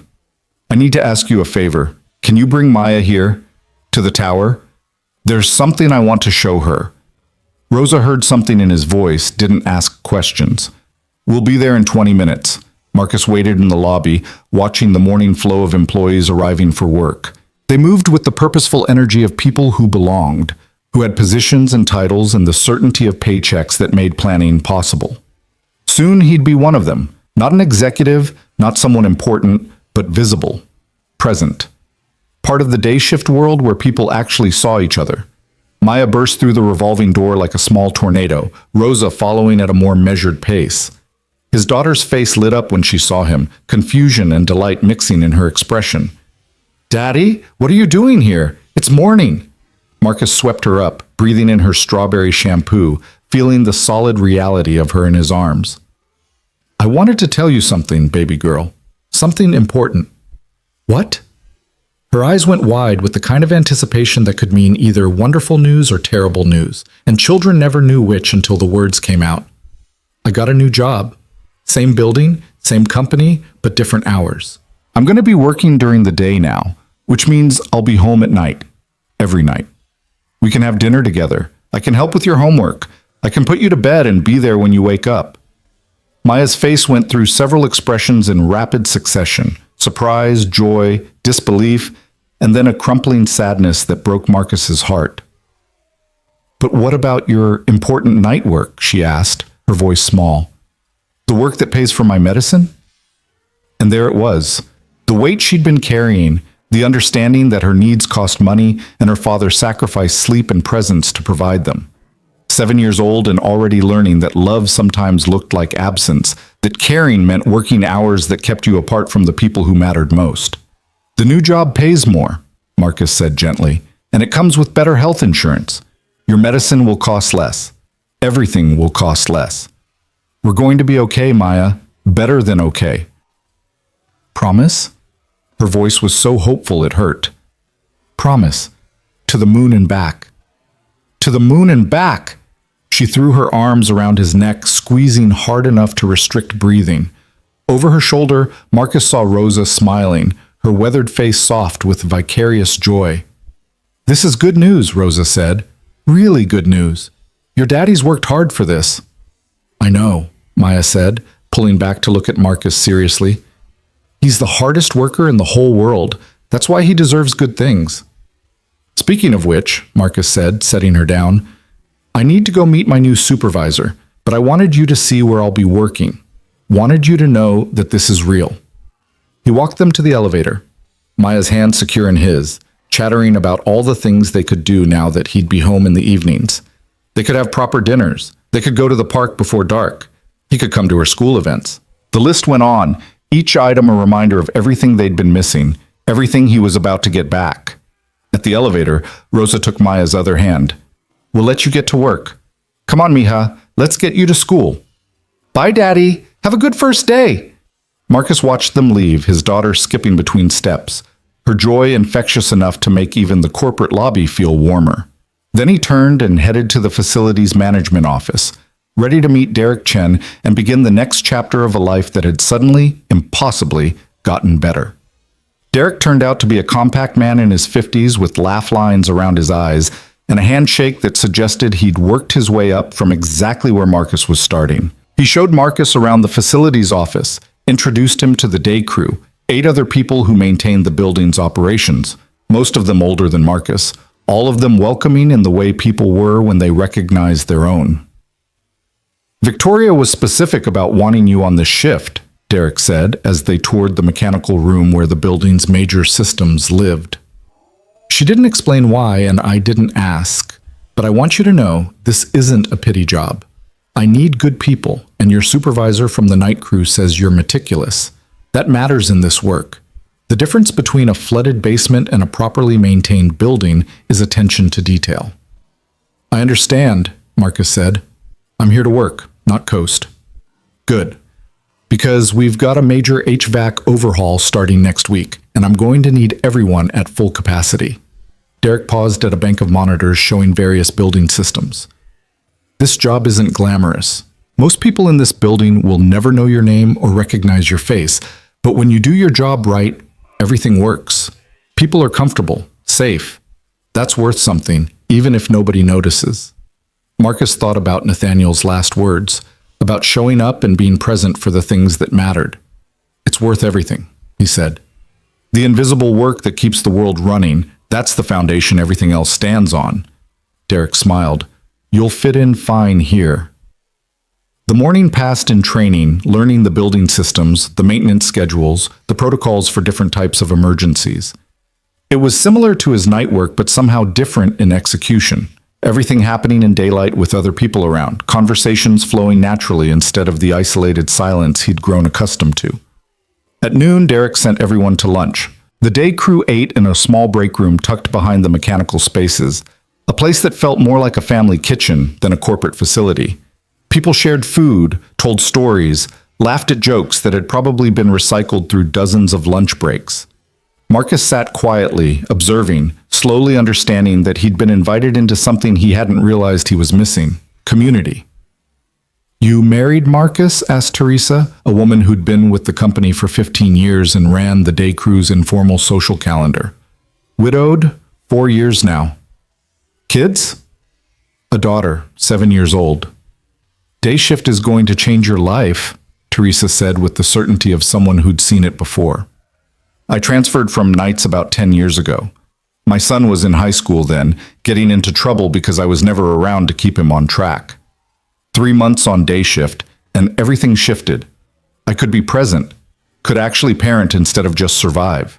That's what I'm hoping for, Marcus admitted. It'll happen. Just takes time to adjust. Your body's going to be confused for a few weeks. Spent so long working nights that sleeping normal hours is going to feel weird at first. But stick with it. It's worth it. The afternoon brought its own rhythms. Marcus worked alongside Derek, learning the maintenance routes, the problem spots in the building that required extra attention. It was physically demanding work, but Marcus had always been physically capable. The difference was doing it in daylight, with people around, feeling like part of something rather than a ghost moving through empty spaces. At 4:30, Derek pulled him aside. Good first day. You pick things up quick. Tomorrow we'll get you started on the HVAC prep work. For now, go home. Get used to leaving when the sun's still up. Marcus clocked out, changed out of his work clothes, and stepped into the late afternoon Seattle light. The city looked different at this hour. Busier, more alive, full of people heading home to families and evening plans. He pulled out his phone and texted Rosa. On my way to pick up Maya. Should be there by 5:30. She's been watching the clock since 3. See you soon. The bus ride felt surreal, traveling in daylight instead of pre-dawn darkness, watching the world through windows that showed life happening instead of the isolated glow of all-night convenience stores and empty streets. When he arrived at Rosa's apartment, Maya launched herself at him with the enthusiasm of someone who'd been waiting an eternity. "You're here! You're really here! It's not even dark yet!" "I told you, baby girl. New schedule. This is how it's going to be now." They walked home together, Maya's hand in his, her chatter filling the evening air with plans and excitement. When they reached their apartment, Marcus started dinner. Nothing fancy, just pasta and sauce and a salad. But cooking while Maya did her homework at the kitchen table felt like the most normal, miraculous thing he'd ever experienced. "Daddy?" Maya looked up from her math worksheet. "Are you happy?" The question caught him off guard. "Of course I'm happy. Why do you ask?" "Because you look different. Like the weight thing Mrs. Patterson talked about in class, about how sometimes grown-ups carry invisible weight and it makes them tired. You look less tired." Marcus crossed to where she sat, knelt down so they were eye level. "I am less tired, and you know why? Because I get to be here with you. This, right now, sitting together while you do homework and I make dinner, this is what I've been working for. This is what matters." "More than money?" "So much more than money." Maya considered this seriously, then returned to her math problems. "Good, because I'd rather have you than $1 million. Even $1 million? Even $1 billion. You're worth more." Marcus kissed the top of her head, his throat tight with emotion he couldn't articulate. This was what Nathaniel had tried to tell Victoria. This moment, this connection, this presence, it was worth more than corner offices and business empires and public monuments. It was the only currency that actually mattered, and so many people realized it too late or never realized it at all. They ate dinner together, cleaned up together, settled onto the couch for the bedtime story ritual that had been compressed into quick weekend moments for too long. Maya chose her current favorite, a book about a girl who discovered she could talk to animals, and snuggled against Marcus while he read, her breathing gradually slowing as sleep crept up on her. "Daddy?" she murmured, half asleep. "Today was the best day." "Yeah, baby girl, it really was." He carried her to bed, tucked her in with the ritual precision she required. Blankets just so, stuffed animals in their proper positions, nightlight at exactly the right angle. When he bent to kiss her forehead, she caught his hand. "Love you to the moon and back." "To the moon and back, baby, always." Marcus returned to the living room, sinking onto the couch with the kind of exhaustion that felt earned rather than defeating. His phone buzzed, a text from an unknown number that he immediately recognized as Victoria's. "I hope the new position is working out. I know words are inadequate, but thank you for everything. For telling me the truth even when it hurt. For keeping your promise to my father. For showing me what integrity actually looks like. I'm trying to learn from it." Marcus stared at the message for a long moment, considering his response. Finally, he typed, "The position is more than I could have hoped for. You didn't have to do this, but I'm grateful. Not just for me, but for my daughter. You've given us something that money can't buy, time together. That's a gift I'll never forget." The response came quickly. "My father's message keeps echoing in my head. What matters is showing up for the people you love while you still can. I can't fix what he got wrong, but I can try not to repeat his mistakes. Starting with recognizing that how I treat people, all people, regardless of their position, reflects who I am, not who they are. That's growth." He'd be proud. I hope so. I'm canceling the grand memorial. Instead, I'm creating something smaller, more honest, something that honors who he actually was, including his failures. Because pretending he was perfect doesn't help anyone. Learning from his mistakes might. That sounds right. Will you help me? With the new memorial? You knew him at the end. You know what mattered to him. I need that perspective.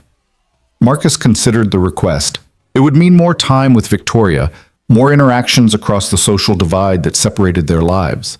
It would be complicated and probably uncomfortable, but it was also the right thing to do, helping her create something honest rather than something impressive. "Yes, I'll help. Thank you. Can we meet next week? Same conference room, same time. I'll be there." Marcus set down his phone, feeling the strange satisfaction of watching something broken begin to heal. Victoria's transformation wouldn't happen overnight. People didn't undo a lifetime of conditioning in days or weeks. But she was trying. That mattered. The willingness to recognize your own failures and work to correct them was rarer than people wanted to admit. The week unfolded with the disorienting pleasure of normal hours and regular routines. Marcus walked Maya to school every morning, relishing her chatter about upcoming tests and playground politics. He worked alongside the day crew, learning the building's quirks and earning their respect through consistent competence. He cooked dinner every night, helped with homework, read bedtime stories, and felt pieces of himself that had been dormant suddenly coming back to life. On Friday evening, Maya's teacher sent home a permission slip for the parent career day Marcus had promised to attend. He filled it out immediately, checking the box that said he'd be willing to speak about his work. Maya had been reminding him about it daily, her excitement building with each reminder that Daddy would actually be there, would actually show up. "What are you going to tell them?" she asked that night, watching him sign the form. "The truth, that I help keep an important building running safely, that every job matters if you do it with care and dignity, that the work people don't notice is often the work that matters most." "That's good," Maya said seriously. "Some kids think only fancy jobs are important, but you're important even without being fancy." "Where'd you learn that?" "From you, Daddy. You taught me that." Saturday morning brought the meeting with Victoria. Marcus arranged for Rosa to watch Maya, then made his way to the tower. The building felt different on weekends, quieter, emptier, the aggressive ambition replaced by the peaceful hum of systems maintaining themselves. He found Victoria already in the conference room, but she'd transformed it again. The table was covered with photographs, documents, and what looked like personal journals. She looked up when he entered, and Marcus was struck by how different she appeared. The armor was gone. She wore jeans and a simple sweater, her hair pulled back in a casual ponytail, her face free of the makeup that usually masked her humanity. She looked younger, more vulnerable, more real. "Thank you for coming," she said. "I know it's your weekend. I can pay you for your time." "No," Marcus interrupted gently. "This isn't work.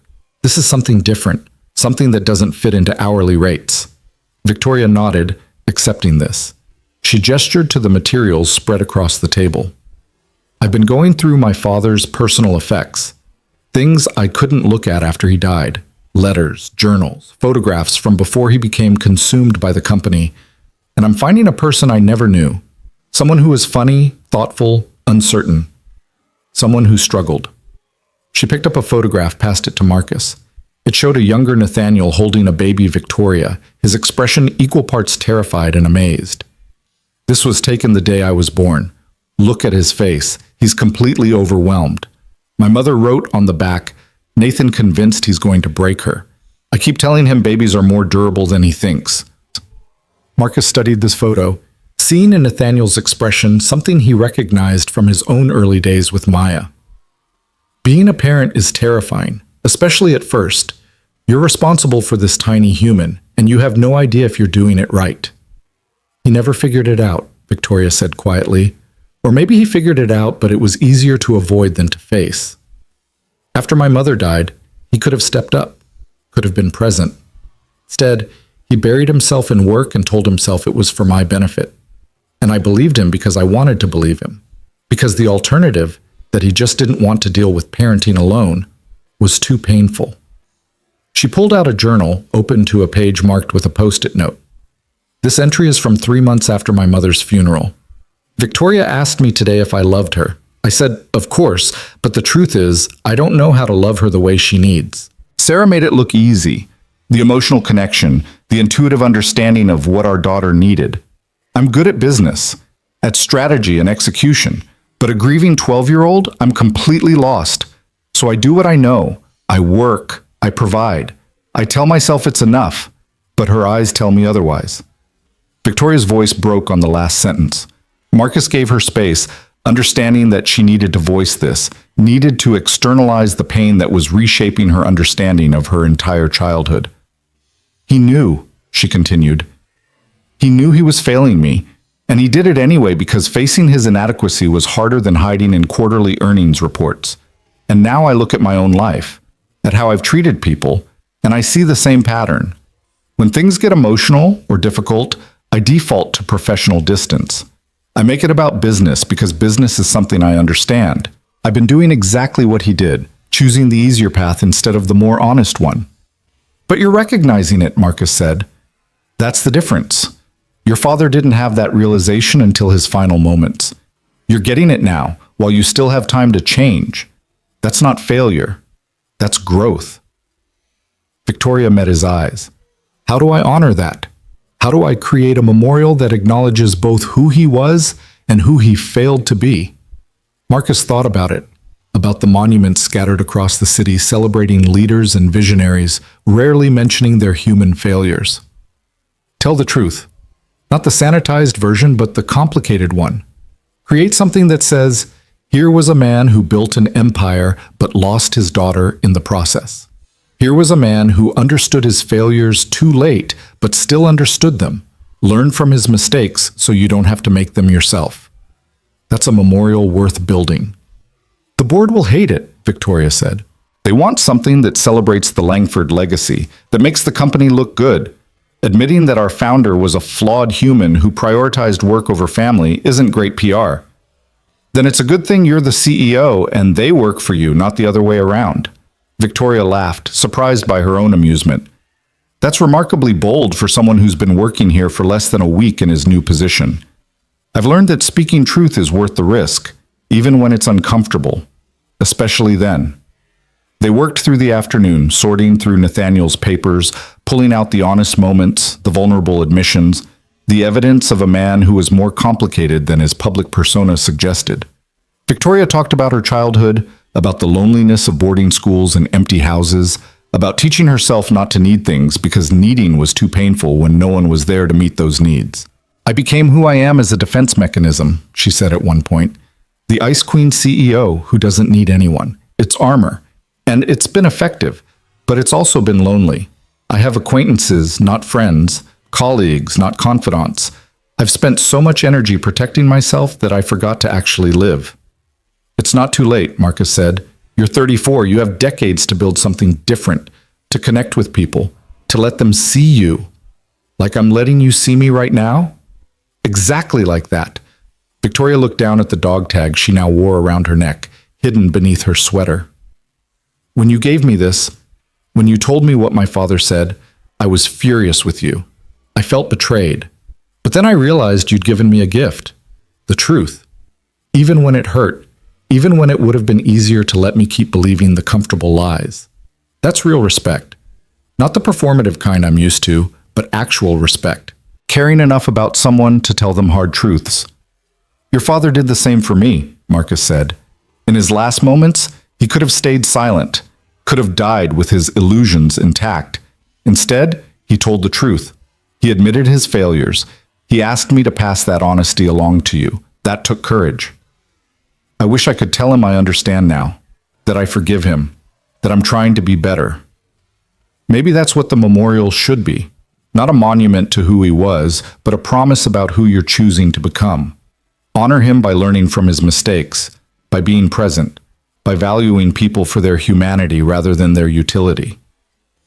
Victoria was quiet for a long time, her fingers tracing patterns on the table. When she spoke again, her voice was thoughtful, considering. What if we created a scholarship fund, not for business students or future CEOs, but for single parents trying to finish their education? People like you, who are working full-time and raising children and trying to build better lives despite impossible circumstances.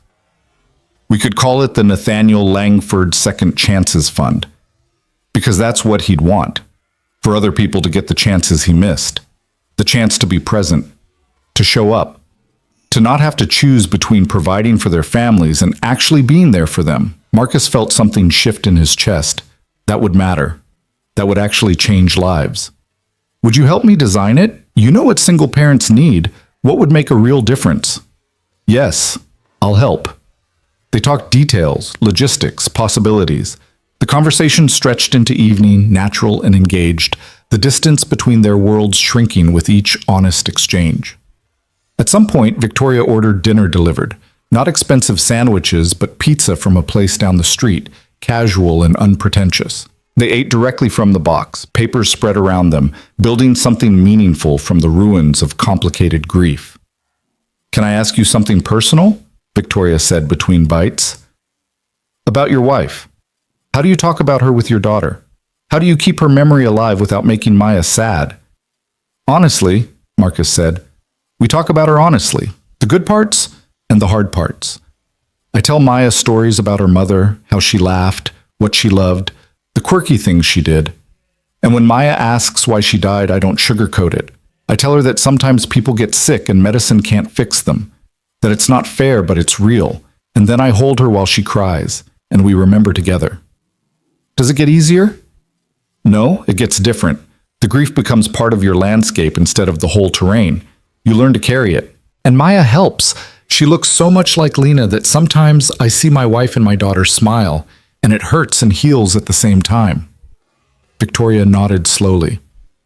"I never grieved my father properly. I performed grief, black clothes, appropriate silences, the public mourning expected of me. But I never actually sat with the loss. Never let myself feel it. I was too angry, too convinced that you can't grieve someone you never really knew. You're grieving him now. That's what all of this is. You're finally letting yourself feel the loss of what you never had. That's harder in some ways than grieving what you lost. It feels like I'm mourning a stranger and a father simultaneously. The stranger he actually was, and the father he could have been. That's exactly what you're doing. And it's okay. Grief doesn't have rules. It doesn't care about timelines or appropriate behavior. It just is." They cleaned up as the city lights sparkled beyond the windows, the evening settling into comfortable quiet. At the door, Victoria hesitated. "Marcus, thank you for today, for helping me figure this out, for treating this like it matters." "It does matter. You matter. The work you're doing, trying to be better, to learn from your father's mistakes, that's some of the most important work there is. I've spent my whole life measuring worth in profits and positions. You've shown me that actual worth is something different entirely, something harder to quantify, but infinitely more valuable." Marcus smiled. "You're learning fast. I have a good teacher." He left her there in the tower, returned home to find Maya asleep on the couch, Rosa dozing in the armchair beside her. He thanked Rosa quietly, watched her slip out into the night, then carried his daughter to her bed. She stirred slightly as he tucked her in. "Daddy?" "Right here, baby girl. Did you have a good day?" "I had a great day. We're building something important." "That's good. You're good at building things." "So are you, baby. So are you." He kissed her forehead, breathed in her strawberry scent, felt the absolute rightness of this moment. Tomorrow would bring its own challenges and complications, but tonight he was present. He was home. He was exactly where he needed to be. And somewhere across the city, in a glass tower that suddenly felt less cold, Victoria Langford was learning the same lesson her father had delivered with his dying breath. Show up for the people you love while you still can. Everything else was just noise. The following week brought unexpected turbulence.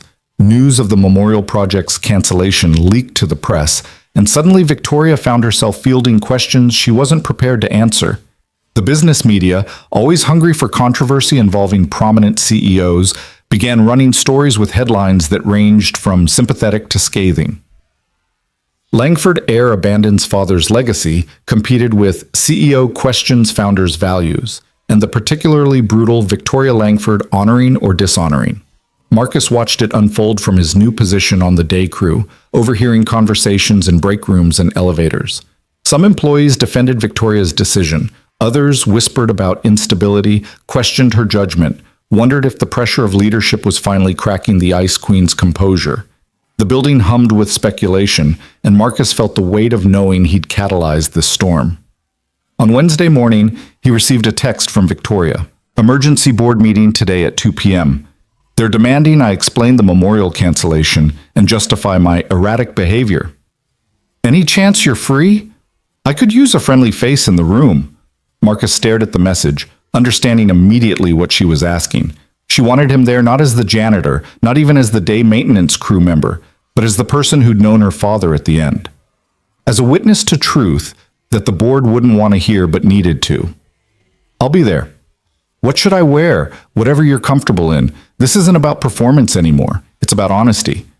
Marcus told Derek he needed the afternoon for personal business, received an understanding nod, and went home to change. He stood in front of his closet, such as it was, trying to decide what comfortable honesty looked like when walking into a corporate boardroom. He settled on his one good pair of khakis and a button-down shirt that Maya had once told him made him look fancy, but still like daddy. When he kissed Maya goodbye that afternoon, she looked at him seriously. "Are you nervous?" "A little bit." "Why?" "Because I'm going to tell some important people some truths they might not want to hear." Maya considered this with the gravity she brought to all important matters. Mrs. Patterson says telling the truth is always right, even when it's hard. Mrs. Patterson is a smart lady. Will the important people be mad at you? Maybe, but being mad doesn't make them right. Maya hugged him tightly. "You're brave, Daddy, braver than anyone." "I learned from the bravest person I know," Marcus said, squeezing her back. "You." He arrived at the tower at 1:30, his stomach tight with anticipation. Jennifer met him in the lobby, her expression troubled. "Marcus, Ms. Langford asked me to escort you to the boardroom. But I should warn you, it's tense up there. The board is not happy, and some of them are pushing hard for Victoria to reconsider. Or step down." "Step down?" "She's the CEO." "She's the CEO, but the board has significant power, especially when they're united. And right now they're united in thinking Victoria is making a terrible mistake." Jennifer hesitated, then added quietly, "For what it's worth, I think she's doing the right thing. But courage doesn't always protect you from consequences." The boardroom occupied the top floor, a space designed to intimidate with its panoramic views and furniture that cost more than most people's cars. 12 board members were already seated when Marcus entered, their expressions ranging from curious to hostile. Victoria sat at the head of the table, her posture straight but her face showing strain. When she saw Marcus, something in her shoulders relaxed slightly. "Thank you for coming," she said, her voice steady. "Everyone, this is Marcus Hale. He's a member of our facilities management team, and more importantly, he's the person who was with my father when he died." The room went silent. Several board members leaned forward, their hostility shifting to confusion and interest. "I don't understand," said Richard Castellan, the silver-haired man who seemed to be leading the opposition. "What does the janitor have to do with Nathaniel's memorial?" Marcus felt the familiar sting of dismissal but kept his expression neutral. Victoria's jaw tightened. "Marcus isn't the janitor, Richard. He's a veteran who served with my father in Afghanistan. He was there during the ambush that killed him. And he's been carrying a message from my father for 8 years, waiting for me to be ready to hear it." Victoria's eyes swept the table. "That message is why I canceled the memorial project, because I was building a monument to a man who didn't exist, a sanitized version of my father that honored his public image while ignoring his private failures." "Failures?" Another board member, Margaret Chen, spoke up. "Nathaniel built this company from nothing. He created thousands of jobs, generated billions in value, established a legacy that will endure for generations. That's not failure, that's extraordinary success." "In business, yes," Victoria agreed, "but in the things that actually mattered, he failed spectacularly. He was an absent father who chose quarterly earnings over his daughter's school plays. He worked himself to exhaustion, avoiding the hard work of actual parenting. And in his final moments, he understood that. He knew that the empire he'd built meant nothing compared to the relationship he'd neglected." "This is ridiculous," Richard said, his voice sharp. "You're dismantling your father's legacy based on some deathbed confession? People say all sorts of things when they're dying, emotional, irrational things. That doesn't make them true or relevant to how we should memorialize him."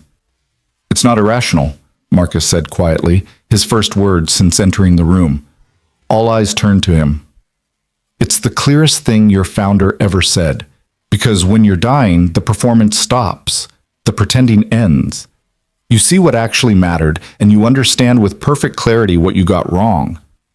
And you think you understood Nathaniel Langford based on a few minutes of battlefield drama?"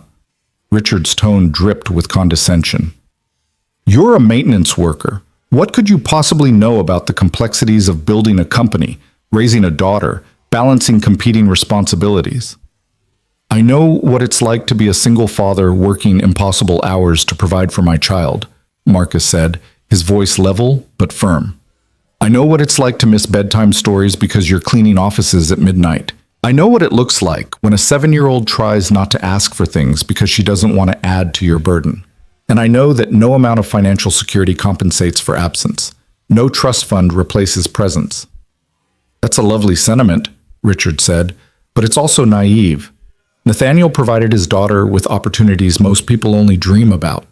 The best schools, every advantage, financial security that will last her lifetime. That's love expressed through action. No, Victoria said, her voice cutting through Richard's certainty. That's guilt expressed through money. Love requires presence. It requires showing up, being uncomfortable, doing the hard emotional work of actually connecting with another human being. My father understood that at the end. He sent me a message through Marcus asking me to learn from his mistakes, not to celebrate his accomplishments. So your solution is to what? Apologize for your father's success? Create some sort of memorial to his failures? Margaret's expression was somewhere between concerned and appalled. Do you understand what that would do to the company's reputation, to the Langford name? I understand perfectly, Victoria said. And I don't care. Because the Langford name, as it currently exists, is built on a lie. A carefully maintained fiction that success in business equals success in life, that financial achievement compensates for human failure. I'm done perpetuating that lie. The room erupted in overlapping voices, board members arguing with Victoria and each other, the carefully maintained professional courtesy dissolving into something rawer and more desperate. Marcus watched Victoria hold her ground, saw her refusing to be swayed by pressure or intimidation. She'd found something in the past weeks, not just truth about her father, but truth about herself. And she wasn't willing to trade that clarity for comfort or approval. Enough! Richard's voice cut through the chaos. The room settled into tense silence. Victoria, I'm going to be direct. The board has serious concerns about your judgment. This memorial cancellation is symptomatic of larger issues: erratic decision-making, emotional instability, a concerning tendency to prioritize personal feelings over company interests. We're prepared to call for a vote of no confidence if you continue down this path. Victoria didn't flinch. Then call it, because I'm not changing course. I'm creating a memorial that honors who my father actually was, flaws and all. And I'm establishing the Nathaniel Langford Second Chances Fund, a scholarship program for single parents trying to complete their education while raising children and working full-time. It will be fully funded by my personal inheritance, and it will launch next quarter regardless of what this board decides. You'd rather lose your position than admit you're wrong? Margaret asked, her voice softer now, almost pleading. Victoria, we're not your enemies. We're trying to protect you, protect the company. This crusade you're on, it's going to destroy everything your father built. My father asked me to learn from his mistakes, Victoria said. That's what I'm doing. If the cost is my position, so be it. Some things are worth more than corner offices and executive authority. Marcus felt something shift in the room. Several board members were watching Victoria with new expressions. Respect, maybe, or recognition that they were witnessing something rare. A person choosing principles over position, integrity over security. May I say something? Marcus asked. The room turned to him again, and he felt the weight of their attention, their judgment, their dismissal. But he'd faced worse than corporate disapproval. He'd faced bullets and death, and the desperate weight of carrying dying men to safety. This was just words and ego, and the fragile power of people who'd forgotten what actually mattered. Nathaniel Langford saved my life, Marcus said. Not intentionally. It was an accident, really. We were fighting over who would sacrifice themselves to save the other when an IED detonated. He ended up taking shrapnel that should have killed me.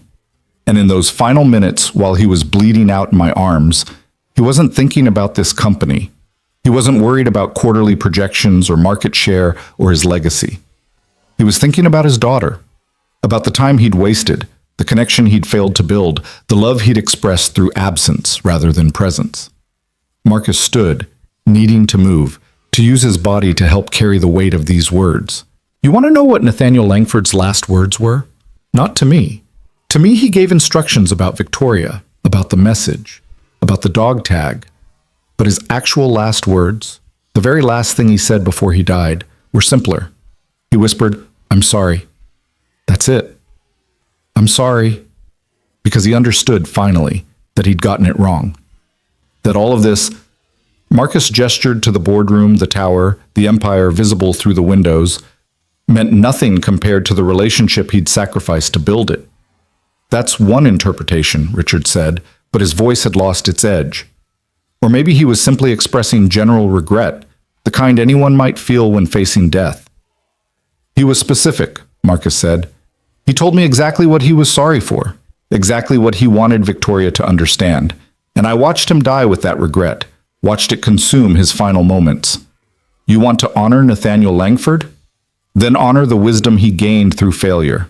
Don't build monuments to the persona he maintained for people like you. Build something that acknowledges the truth. That he was a brilliant businessman and a failing father, and he understood which of those things actually mattered. The silence that followed felt different from before. Heavier, more thoughtful. Margaret was the first to speak, her voice quiet. How do we know you're telling the truth? You could be saying anything, making up whatever story serves Victoria's narrative. Marcus reached into his pocket and pulled out a worn photograph, the one Victoria had given him the previous week, showing Nathaniel holding baby Victoria with terrified new father eyes.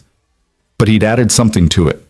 A military portrait of himself at 23, in uniform, recognizably the same person, but younger, harder, marked by different experiences. He placed both images on the conference table. This is me with my unit in Afghanistan 2017. That's Nathaniel Langford to my left, wearing the same dog tag Victoria now wears around her neck. We can verify the dates, cross-reference military records, confirm everything I'm telling you. But here's what you really need to understand.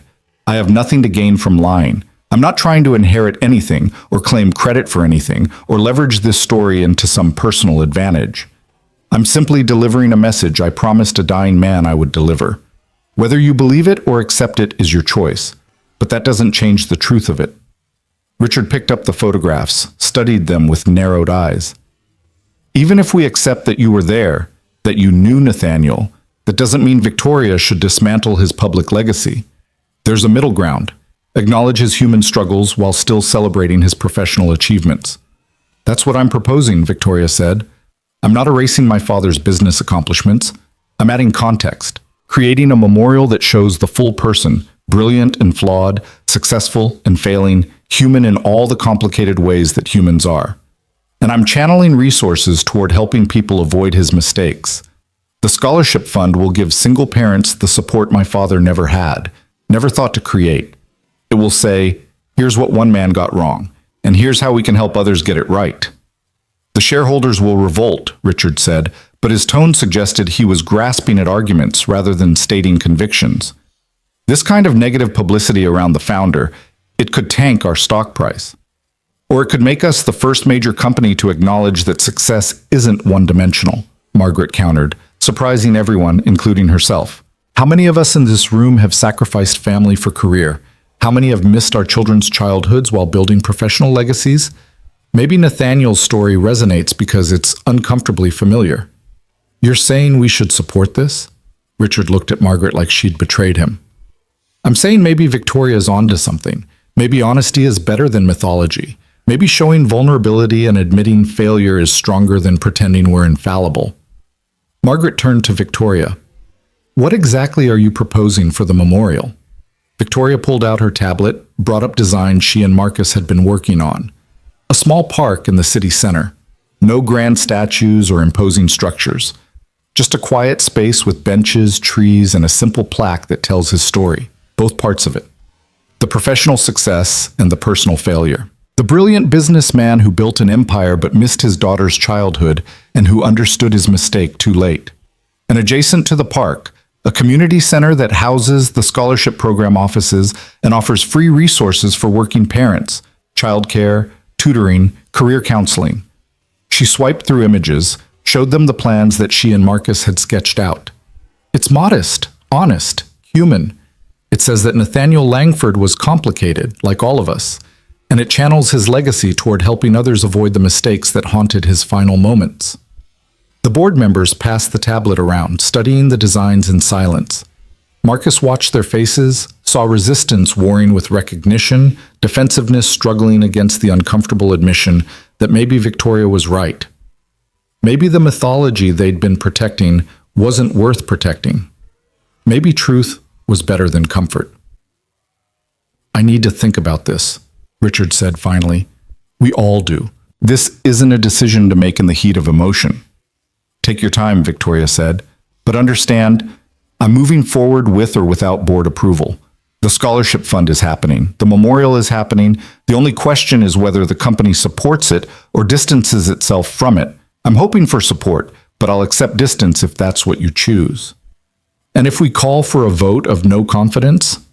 Richard's question wasn't quite a threat anymore, more like curiosity about how far Victoria was willing to go. "Then you'll have a new CEO, and I'll run the scholarship fund independently. Either way, my father's actual legacy, the wisdom he gained through failure, will be honored." The meeting ended without resolution, board members filing out in small groups, their conversations hushed and uncertain. Marcus and Victoria remained in the boardroom, watching the city through the windows, letting the silence settle. "That was either very brave or very stupid," Victoria said finally. "Sometimes they're the same thing. Did I just destroy my career? Maybe. Or maybe you just saved it by giving it actual meaning." Victoria laughed, exhausted and relieved. "I keep waiting to feel scared, to panic about the consequences. But all I feel is lighter. Like I've been carrying this enormous weight and finally set it down. That's what truth does, even when it costs something. Thank you for being here, for backing me up. You didn't have to do that." "Yes, I did. Your father asked me to help you understand what mattered. That doesn't end with one conversation. It's a process, and you're in the middle of it." Victoria turned from the window, her expression serious. "Can I ask you something? And I need you to be completely honest. Always. Am I doing this for the right reasons? Or am I just trying to ease my guilt by making my father's failure into some kind of redemption story?" Marcus considered the question carefully. "Both, probably. Motives are rarely pure, but that doesn't make the action wrong. You're learning from your father's mistakes. You're trying to help others avoid the same failures. You're choosing honesty over comfortable lies. Those things matter regardless of whether your motives are perfectly selfless." "I miss him," Victoria said quietly. "I'm angry at him. I'm sad about what we never had. But I also miss him." "Is that strange?" "No, it's human. You're grieving the father you actually had and the father you wish you'd had. Both griefs are real. Both are valid. How do you do it? How do you stay so grounded when everything is complicated?" "I have Maya. She's my compass. When I'm confused about what matters or what's right, I think about what kind of man I want her to grow up respecting. That usually makes the choice clear." "Tell me about her, really tell me. Not just the basic facts, but who she is." Marcus smiled, felt the familiar warmth that always came when thinking about his daughter.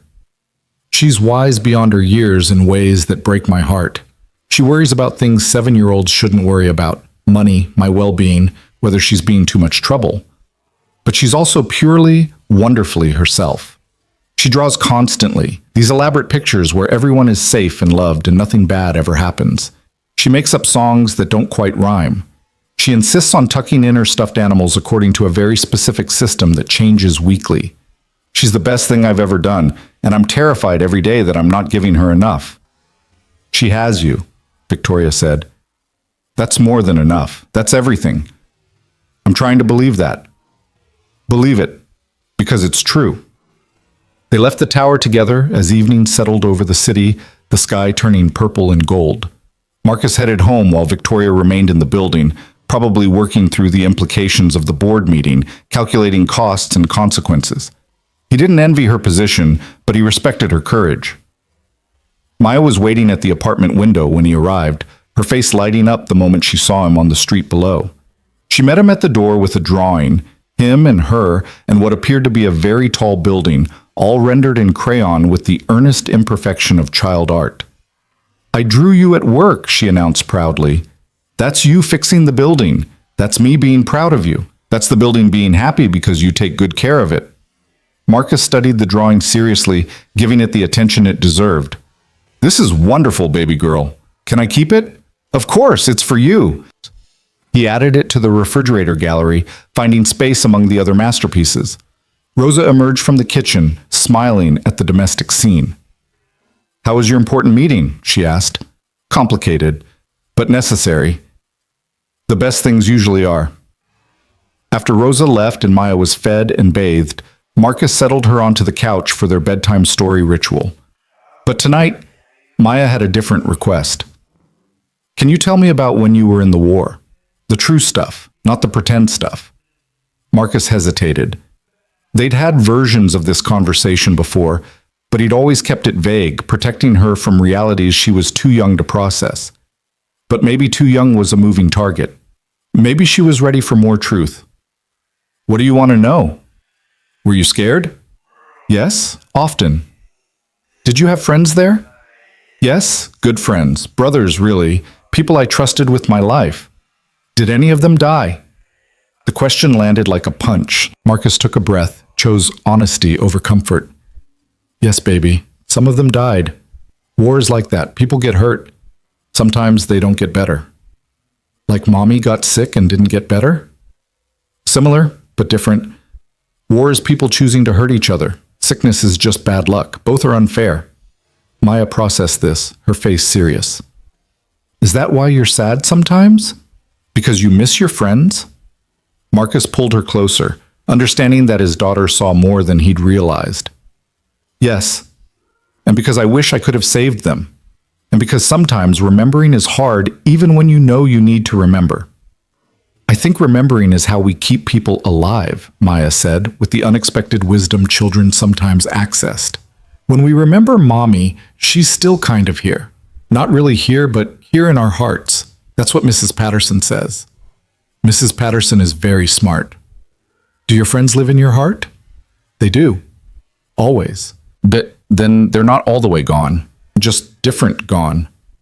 Marcus felt his throat tighten with emotion too large for words. This child, his daughter, saw the world with such clarity, such grace. He was supposed to be teaching her, but more often than not, she was teaching him. You're right, baby girl. You're absolutely right. The weekend brought unexpected news. The board had reached a decision faster than anyone anticipated. Victoria called Marcus on Saturday morning, her voice carrying excitement he'd never heard from her before. They approved it, all of it, the memorial, the scholarship fund, everything. Margaret led a coalition of board members who convinced Richard that honesty was better than mythology. We're moving forward. That's incredible. Congratulations. There's more. I want you to be on the scholarship selection committee. You understand what single parents need, what would actually make a difference. I need that perspective. Marcus was quiet for a moment, feeling the weight of the offer. Victoria, I'm not qualified for that kind of position. I don't have the education or the... You have lived experience. You have integrity. You have insight into what matters. That's more qualification than any degree could provide. Please, say yes. Can I think about it? Of course. But Marcus, you've already changed everything. Don't stop now.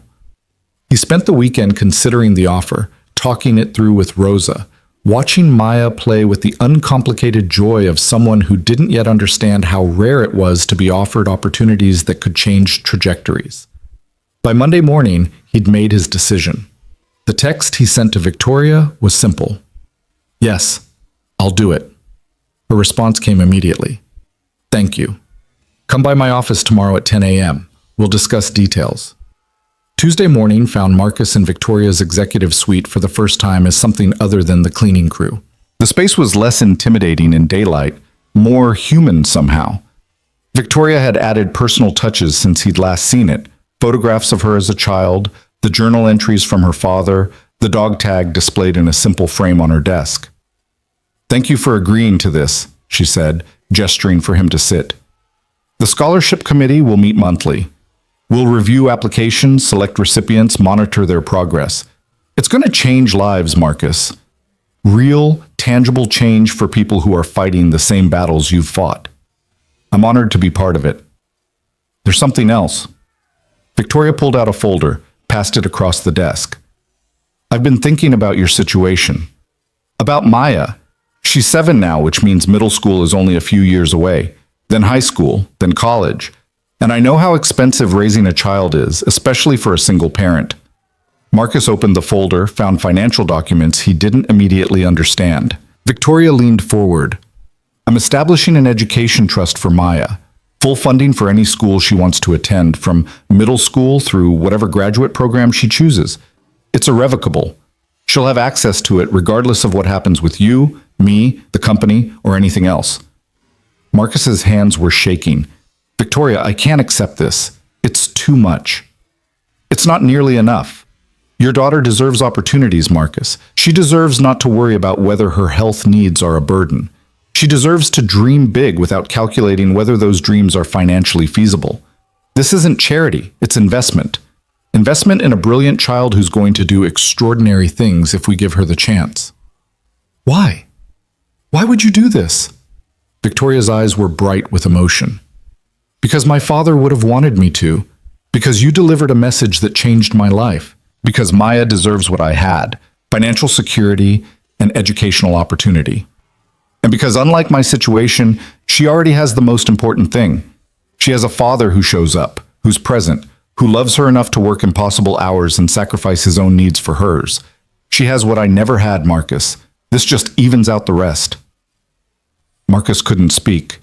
He sat there holding the folder, understanding that this single act of generosity had just transformed his daughter's entire future.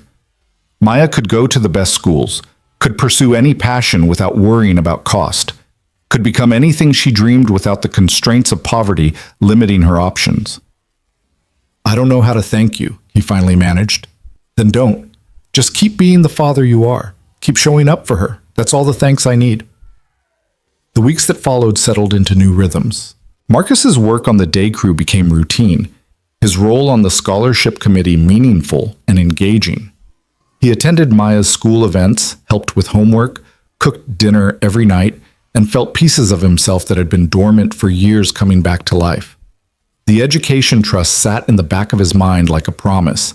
Maya's future secured, her dreams possible, her potential unlimited. Victoria underwent her own transformation. The Ice Queen CEO thawed into someone more human, more accessible. She started eating lunch in the company cafeteria instead of her office, learning names of employees she'd previously ignored, asking questions about their lives with genuine interest. Some people found it unsettling, others found it refreshing. Everyone agreed she'd changed. The memorial park broke ground in October, almost exactly 8 years after Nathaniel Langford had died in Marcus's arms. The ceremony was small and intimate. No television cameras, no grand speeches, just a gathering of people who'd known Nathaniel or been touched by his story. Victoria spoke briefly, her words honest and painful and beautiful. My father built an empire, she said, standing on the future site of a park that would bear his name and his truth. But he failed at the things that mattered most. He missed my childhood while building financial security. He worked himself to exhaustion, avoiding the hard work of actual parenting. And in his final moments, he understood his mistakes.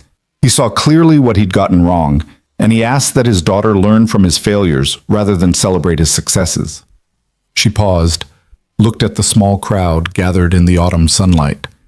This park will tell that story. Not the sanitized version, but the true one. Because we don't honor people by pretending they were perfect. We honor them by acknowledging their full humanity, their achievements and their failures, their strengths and their weaknesses, their wisdom and their wounds. My father was complicated, like all of us. And his final gift to me was the truth about what matters. Presence over position, connection over achievement. Showing up for the people you love while you still can. Marcus stood at the edge of the gathering, Maya beside him, her hand secure in his. She'd insisted on coming, had drawn a picture for the ceremony, Nathaniel and Victoria together, finally, in the kind of embrace they'd never managed in life but might achieve in memory and reconciliation. After the ceremony, Victoria approached them. She knelt in front of Maya, meeting her at eye level. You must be Maya. Your father talks about you constantly. Maya studied Victoria with the serious assessment children brought to important adults. Are you the lady who helped my daddy? Actually, your daddy helped me. He taught me some very important things. Like what? Like how to be honest even when it's hard. Like how showing up matters more than being impressive. Like how the best legacy isn't what you build, but who you are when nobody's watching. Victoria glanced at Marcus. Your father is a remarkable man, Maya. You're very lucky. I know, Maya said simply. He's my hero. Victoria stood, her eyes bright with unshed tears. He's mine too. The months that followed brought continued transformation. The scholarship fund launched with significant media attention, but not the kind Victoria had feared. Instead of criticism, they received applications, hundreds, then thousands, from single parents working impossible jobs while trying to finish degrees and raise children. Each application was a story of sacrifice and determination, and Marcus read them all with growing understanding of how common his struggle had been. How many people were fighting the same battle with different details. The selection committee, Marcus, Victoria, and 3 other members with diverse backgrounds, met monthly to review applications and select recipients. The first cohort included a single mother working overnight security while studying nursing, a widowed father balancing construction work with a teaching certification program, a divorced parent who'd put education on hold for 10 years while raising 3 children. Each recipient received tuition coverage, stipends for childcare and living expenses, and mentorship support. Marcus watched them receive their notification letters, saw their disbelief transform into joy and relief and desperate gratitude. This was what Nathaniel's legacy had become. Not a statue in a park, but changed lives, possible futures, doors opening for people who'd been locked out by circumstance rather than capability. Christmas came with snow and celebration. Marcus hosted a small gathering at his apartment. Rosa, Maya, and surprisingly, Victoria, who'd accepted the invitation with shy uncertainty. They ate homemade tamales that Rosa had spent days preparing, exchanged modest gifts, and laughed at Maya's elaborate retelling of her school's holiday pageant. Thank you for including me, Victoria said as the evening wound down, helping Marcus clean up while Rosa read to Maya in the other room. I haven't had a real Christmas in years, just formal obligations and expensive gifts that meant nothing. You're always welcome here, Marcus said simply. You're family now. Victoria's eyes filled with tears. I've never had family. Not really. My father was too absent. My mother died too young. I've been alone my entire adult life, and now you're not alone, Marcus finished. Now you have people who see you, who know you, who care about you not because of your position or your money, but because of who you actually are. How did you do it? How did you take my entire worldview and flip it upside down in a matter of weeks? I told you the truth, that's all. You did the hard part. You listened. You let it change you. Not everyone has that courage. Maya appeared in the doorway, sleepy and warm from Rosa's lap. Daddy, can Victoria see my room? I want to show her my drawings. If Victoria wants to, Marcus said. I'd love to, Victoria said immediately. Marcus watched his daughter take Victoria's hand, lead her down the narrow hallway to the small bedroom that Maya had decorated with her own particular aesthetic. Drawings everywhere, stuffed animals arranged just so, books stacked in careful categories. He heard Maya's voice explaining her organization system, heard Victoria's genuine interest, heard laughter floating back to where he stood. This was what healing looked like. Not dramatic or instant, but gradual and human. Victoria learning to connect. Maya learning that trust could extend beyond the tight circle of people who'd proven themselves. All of them learning that family wasn't just biology or legal designation, but the people who showed up, who stayed, who chose each other day after day. In February, the memorial park officially opened. The ceremony was larger this time. Media coverage, city officials, a crowd of people who'd been following the story and wanted to witness this unusual monument to honest failure. The park was beautiful in its simplicity, trees bare against winter sky, benches positioned for quiet contemplation, and in the center, a bronze plaque that told Nathaniel Langford's true story without flinching from uncomfortable truth. Marcus stood with Maya and Victoria, reading the words they'd crafted together. Nathaniel Langford built a business empire but missed his daughter's childhood. He achieved professional success but failed at the things that mattered most. In his final moments, he understood these failures with painful clarity. He asked that his story serve as a lesson rather than a legend. This park honors his wish. May we all learn what he learned too late, that showing up for the people we love is the only achievement that endures. Below the main text, a second section read, "Adjacent to this park, the Nathaniel Langford Second Chances Fund provides educational support for single parents pursuing degrees while raising children. This living legacy transforms failure into wisdom, regret into redemption, and one man's mistakes into opportunities for thousands. Apply at langfordfund.org." Victoria stepped forward to speak, but her prepared remarks remained in her pocket. Instead, she spoke from the heart. 8 years ago, my father died in a desert half a world away. I mourned the man I thought he was, the brilliant CEO, the devoted father, the larger-than-life figure who'd built something extraordinary. But that man never existed. He was a fiction I needed to believe because the truth was too painful. The real Nathaniel Langford was complicated, flawed. Human in all the ways we're uncomfortable admitting humans are. He loved me, but didn't know how to show it. He provided for me, but was never present. He built me an empire, but missed my childhood. Her voice was steady despite the emotion beneath it. For years, I followed his example without realizing it. I measured worth in profits and positions. I treated people as either useful or invisible. I built walls to protect myself from connection because connection was scary and unpredictable and couldn't be controlled. I became my father's daughter in all the wrong ways. She looked at Marcus, standing at the edge of the crowd with Maya's hand in his. Then someone told me the truth. Not the comfortable version I wanted to hear, but the hard truth I needed. That my father understood his failures at the end. That he'd sent me a message about what actually mattered. That I was perpetuating his mistakes instead of learning from them. And that truth changed everything. Victoria turned back to the crowd. This park isn't a celebration. It's an acknowledgement, an admission that we get things wrong, that success in one area doesn't compensate for failure in another, that what we think matters often doesn't matter at all. My father learned this lesson when it was too late to fix his mistakes, but it's not too late for the rest of us. We can show up for our children. We can value people for their humanity rather than their utility. We can choose presence over position, connection over achievement, truth over comfortable lies. That's the legacy worth building. That's what this park represents. The crowd was silent, absorbing words that challenged every comfortable assumption about success and legacy, and what it meant to live a life that mattered. Then slowly, applause began, not the polite corporate kind, but genuine and moved and thoughtful. After the ceremony, people approached Marcus, wanting to thank him for his role in creating something so honest. He deflected the attention, uncomfortable with praise, wanting to return to his comfortable invisibility. But Maya had other ideas.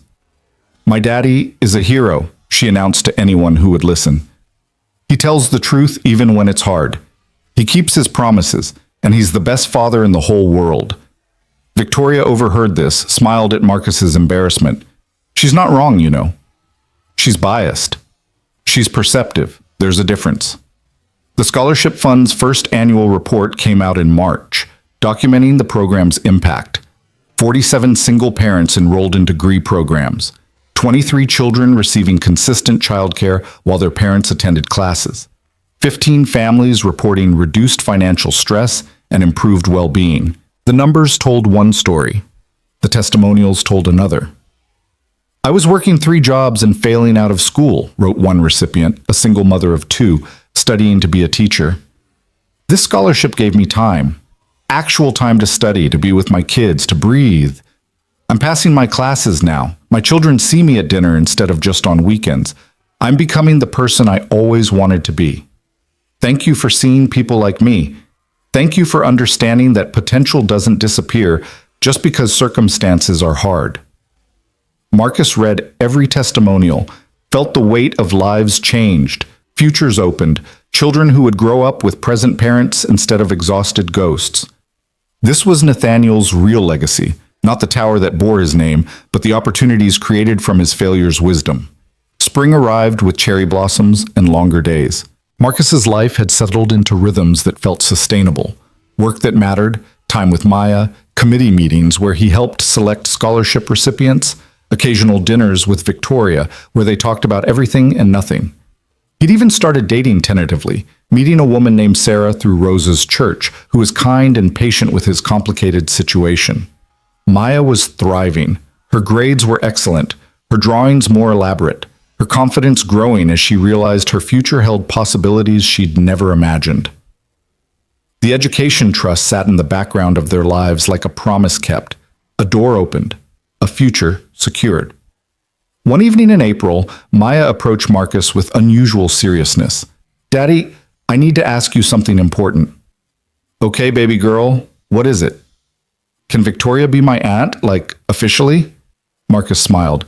"I don't think there's an official way to make someone your aunt if they're not related by blood or marriage." "But we could choose her, right? Like you and Rosa and Mrs. Patterson say, families are people who choose each other. Can we choose Victoria to be my aunt?" "I think Victoria would be honored by that. But maybe you should ask her yourself." The following Saturday, Victoria came to their apartment for the dinner that had become a monthly tradition. Maya waited until dessert, then made her proposal with the gravity of someone negotiating important terms. "Victoria, I want you to be my aunt, not pretend aunt, but real aunt. The kind who comes to school things and helps with projects and is just always there. Will you be that?" Victoria's composure crumbled. She cried openly, not caring how she looked, reaching across the table to take Maya's hands. "Yes, yes, I will be that. I would be so honored to be your aunt." "Good," Maya said, satisfied. "Because family should be people who show up, and you show up."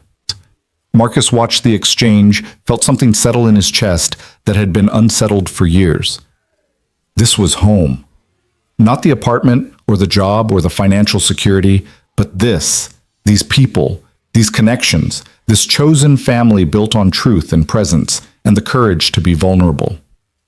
That night, after Maya was asleep and Victoria was preparing to leave, she paused at the door. "I need to tell you something," she said. "Something I should have said months ago." "What?" "Thank you. Thank you for not giving up on me when I was treating you like you were invisible. Thank you for keeping your promise to my father, even when it meant watching me struggle.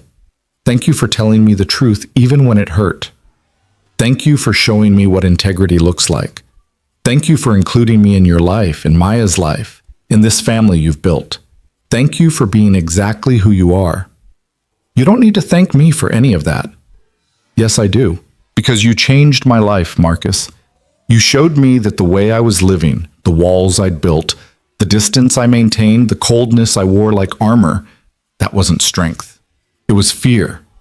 And you gave me the courage to be afraid and do it anyway, to tear down the walls, to be vulnerable, to show up.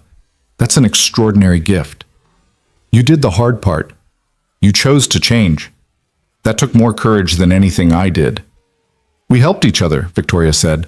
"That's what family does." After she left, Marcus checked on Maya one last time before going to bed. She was sprawled across her mattress in the boneless way children slept, her latest drawing tacked to the wall above her head. This one showed 5 people holding hands: Marcus, Maya, Rosa, Victoria, and a woman Maya had labeled Sarah with a question mark. His daughter was drawing their expanded family into existence, making space for love in all its complicated forms. Marcus kissed her forehead, whispered the ritual words. "To the moon and back, baby girl." In her sleep, Maya smiled. The months became years. The scholarship fund grew, helping hundreds of single parents pursue education while raising children. The memorial park became a destination for people seeking quiet contemplation, drawn by the unusual honesty of its message. Victoria continued leading the company, but with different priorities, different values, different ways of measuring success. Marcus remained on the day crew and the scholarship committee, finding satisfaction in work that mattered and connections that sustained him. Maya grew, as children do. Second grade became third, became fourth. Her drawings evolved in sophistication, but never lost their essential optimism. Her vision of a world where people chose kindness, where family was defined by presence rather than biology, where showing up was the highest achievement, She talked about becoming a teacher, an artist, a writer, her dreams expanding to fill the space that financial security had opened. On the 8th anniversary of Nathaniel's death, Marcus and Victoria returned to the memorial park. They did this every year, a private ritual of remembrance and gratitude. They sat on the bench facing the plaque, not speaking, letting the truth of those words settle over them again. "Do you think he'd be proud?" Victoria asked eventually. "Of what we built from his failure?" "I think he'd be amazed," Marcus said, "and humbled and grateful. He gave you a message hoping it would help you avoid his mistakes. He didn't imagine it would transform into something that helped thousands of people. That's the magic of truth. It multiplies. It spreads. It changes not just one life, but entire communities." I wish I could tell him. Wish I could show him what came from those final words. Maybe you can. Maybe that's what living well means, honoring the wisdom of people who loved us by becoming the people they hoped we'd be. Victoria leaned her head on Marcus's shoulder, a gesture of trust and affection that had taken years to develop. "You're my brother, you know. Not by blood, but by choice. By showing up. By being there. That's what family is." "I know. You're Maya's aunt, my friend, my family, all of it." They sat in comfortable silence as the afternoon faded into evening, the city sounds distant and muted, the memorial park holding space for truth and failure and redemption. This was Nathaniel Langford's legacy. Not the empire he'd built or the money he'd accumulated, but the wisdom he'd gained through failure and passed along through a promise kept by a man who understood what it meant to show up. Somewhere across the city, Maya was at home with Rosa, probably drawing, definitely safe, absolutely certain that her father would return because he always did. That certainty, that security of presence, was worth more than any monument or memorial or public recognition. It was the currency that actually mattered, the legacy that endured, the achievement that counted. Marcus had learned this from Nathaniel. Victoria had learned it from Marcus. Maya was learning it from all of them. And somewhere, a single parent receiving a scholarship was learning it too, that showing up mattered, that presence was power, that the most important work happened not in boardrooms or corner offices, but in kitchens and homework sessions and bedtime rituals. The truth Nathaniel had delivered with his dying breath had multiplied beyond anything he could have imagined. It lived in the scholarship fund and the memorial park and the changed lives and the chosen families. It lived in Victoria's transformation and Marcus's courage and Maya's certainty that love looked like presence. It lived in the simple, profound understanding that respect was indeed a quiet language, spoken not in grand gestures or impressive achievements, but in the daily choice to see people, to value them, to show up for them while you still could. And in the end, that was the only monument that mattered, the only legacy worth building, the only truth worth dying to deliver and living to honor.